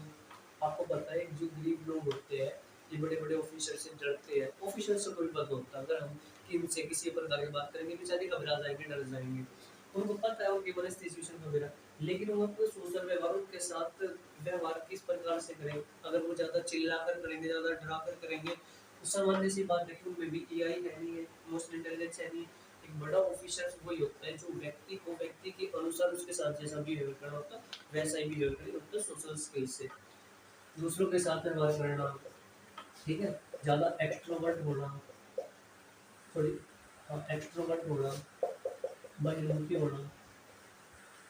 कुछ व्यक्ति ऐसे होते हैं अक्सर, जैसे कहीं पर जा रहे हैं, किसी से मिल जाए, इतनी ज़्यादा बात कर लेना, ऐसा लगे कि पिछले 5 सालों की हमारी यारी दोस्ती हो। इसको बोलते हैं हम एक्सट्रोवर्ट। कुछ व्यक्ति ऐसे होते हैं जिसके नेचर्स में, जिसके स्वभाव में दूसरों से बात करना नहीं होता है, जैसे कि मैं हूँ, मैं उनमें से एक हूँ। मैं सच में अपने निजी जीवन में बहुत ही संकोची व्यक्ति हूँ, ठीक है? जैसे कि कई बार बाहर जाना, दूसरों के साथ बातचीत करना मुझे इतना अच्छा से नहीं लगता। लेकिन कुछ होते हैं यार, बहुत ज़्यादा बातें कर लेते हैं, वो थोड़ा एक्सट्रोवर्ट होते हैं। किसी के साथ भी में डूंगी डांस करने लगते हैं, नागिन वगैरह बन जाते हैं। वो ज़्यादा एक्सट्रोवर्ट होते हैं, वो उनके अंदर सोशल स्किल्स ज़्यादा होती है कि दूसरों के साथ बातचीत करना, व्यवहार करना। ये 5 चीज़ इसके अंदर होएगी ना भैया जी, उसके अंदर होता है ईआई का लेवल बहुत ही शानदार। जिसके अंदर ही होगा, इस अंदर ही होगा ज़्यादा सफल। समझ में आएगा सोशल स्किल्स। किसी कोई व्यक्ति का आईक्यू बड़ा शानदार है, बहुत शानदार आईक्यू है, अच्छा कोडिंग कोडिंग कर लेता, अच्छा इलेक्ट्रिशियन, अच्छा इंजीनियर है, ये लगती हॉबी है, ये लगती है सोशल स्किल्स है ये उसमें। जैसे एक कोई इंजीनियरिंग की कंपनी है और एक बड़े आईक्यू का लेवल का बच्चा अच्छी इंजीनियरिंग कर लेता है, और एक मीडियम एवरेज का बच्चा है, लेकिन उसके अंदर ये सोशल बिहेवियर है। और वो जैसे ही निकलता है, वो सोचता है कि बॉस से किसी भी तरह मिल ले यार, सोशल बिहेवियर है। अब जैसे ही वो बॉस से वो निकलता भी इसी टाइम ऑफिस से, ताकि बॉस से मिल पाए। अब जैसे ही वो बॉस से मिलेगा, तो बॉस से मिलेगा तो उसके अंदर सोशल स्किल्स है, तो वो अपना प्रमोशन वगैरह भी करा लेगा। समझने सी बात है। अभी आईक्यू वाला ऐसे सीरियल लगा देगा, क्योंकि ये सोशल स्किल्स है कि दूसरों के साथ व्यवहार नहीं करना। अगर आपको सोशल स्किल्स सीखनी है, तो ऑटो में जाते हो तो ऑटो वाले के पूरा ऑटो वालों के साथ सही से बात करनी है, उसकी पूरी पूरी निकाल लेनी है कि हाँ जी अंकल जी, कैसे बच्चे हैं, कितने बच्चे हैं आपकी, कितनी कमाई हो जाती है दिन की। इस तरह की बातें करनी है सोशल स्किल्स के लिए। दूसरा, हर डेली डेली कुछ ना कुछ अजनबी व्यक्तियों से मिलना होता है, ये होता है आपको सोशल स्किल्स को इम्प्रूव करते हैं। डेली नए नए व्यक्ति से मिलिए, किसी से भी अनजाने से मिलिए। अगर जिस भी चीज़ के लिए आपके अंदर हेजिटेशन है, उसको तोड़ने के लिए वही काम कीजिए। ये होता है सोशल स्किल्स। आप सुन रहे हैं? आप आपके अंदर इन चीज़ों में जिसकी कसौटी हो, उसकी कंप्लीट कीजिए और एक इमोशनल इंटेलिजेंट व्यक्ति बनिए, ठीक है? अपने इमोशंस के साथ साथ दूसरों के इमोशंस का भी उतना ही सम्मान रखना होता है। ये नहीं है कि दूसरे के इमोशंस को इग्नोर करना, बिल्कुल नहीं। अगर आप प्रेमी प्रेमिका हो ना, उसके लिए भी मैं एक और बात बता दे रहा हूँ लास्ट में, कि भाई जब भी इस तरह की रिलेशनशिप होती है, तो लड़की को भी उतना ही सम्मान देना है जितना आप अपने भाई, जितने आप अपनी बहन को दे सकते हो। उसको दूसरे की जायदाद मत समझना, समझ गए? अगर आपके जीवन में कोई प्रेमी या प्रेमिका आते हैं, तो उसको भी रिस्पेक्ट उतनी ही देना जितनी आप अपने मदर्स को देते हो, जितनी आप अपनी बहन को दे सकते हो, ठीक है? सो मुझे लगता है कि वीडियो ज़्यादा लेंथी होगी। आज हमने, वैसे तो इमोशनल इंटेलिजेंस की दुनिया बहुत ही बड़ी है, व्यापक है, और भी बहुत सारी बातें, लेकिन मैंने एक जनरल सिटीजन, एक अवेयरनेस सिटीजन के रूप में जितने टॉपिक पर चर्चा करनी थी, उन पर कर दी। ठीक है मेरे फ्रेंड्स, सो नेक्स्ट वीडियो में हम अगले साइकोलॉजी के टॉपिक पर चर्चा करेंगे। Thank you my dear friend.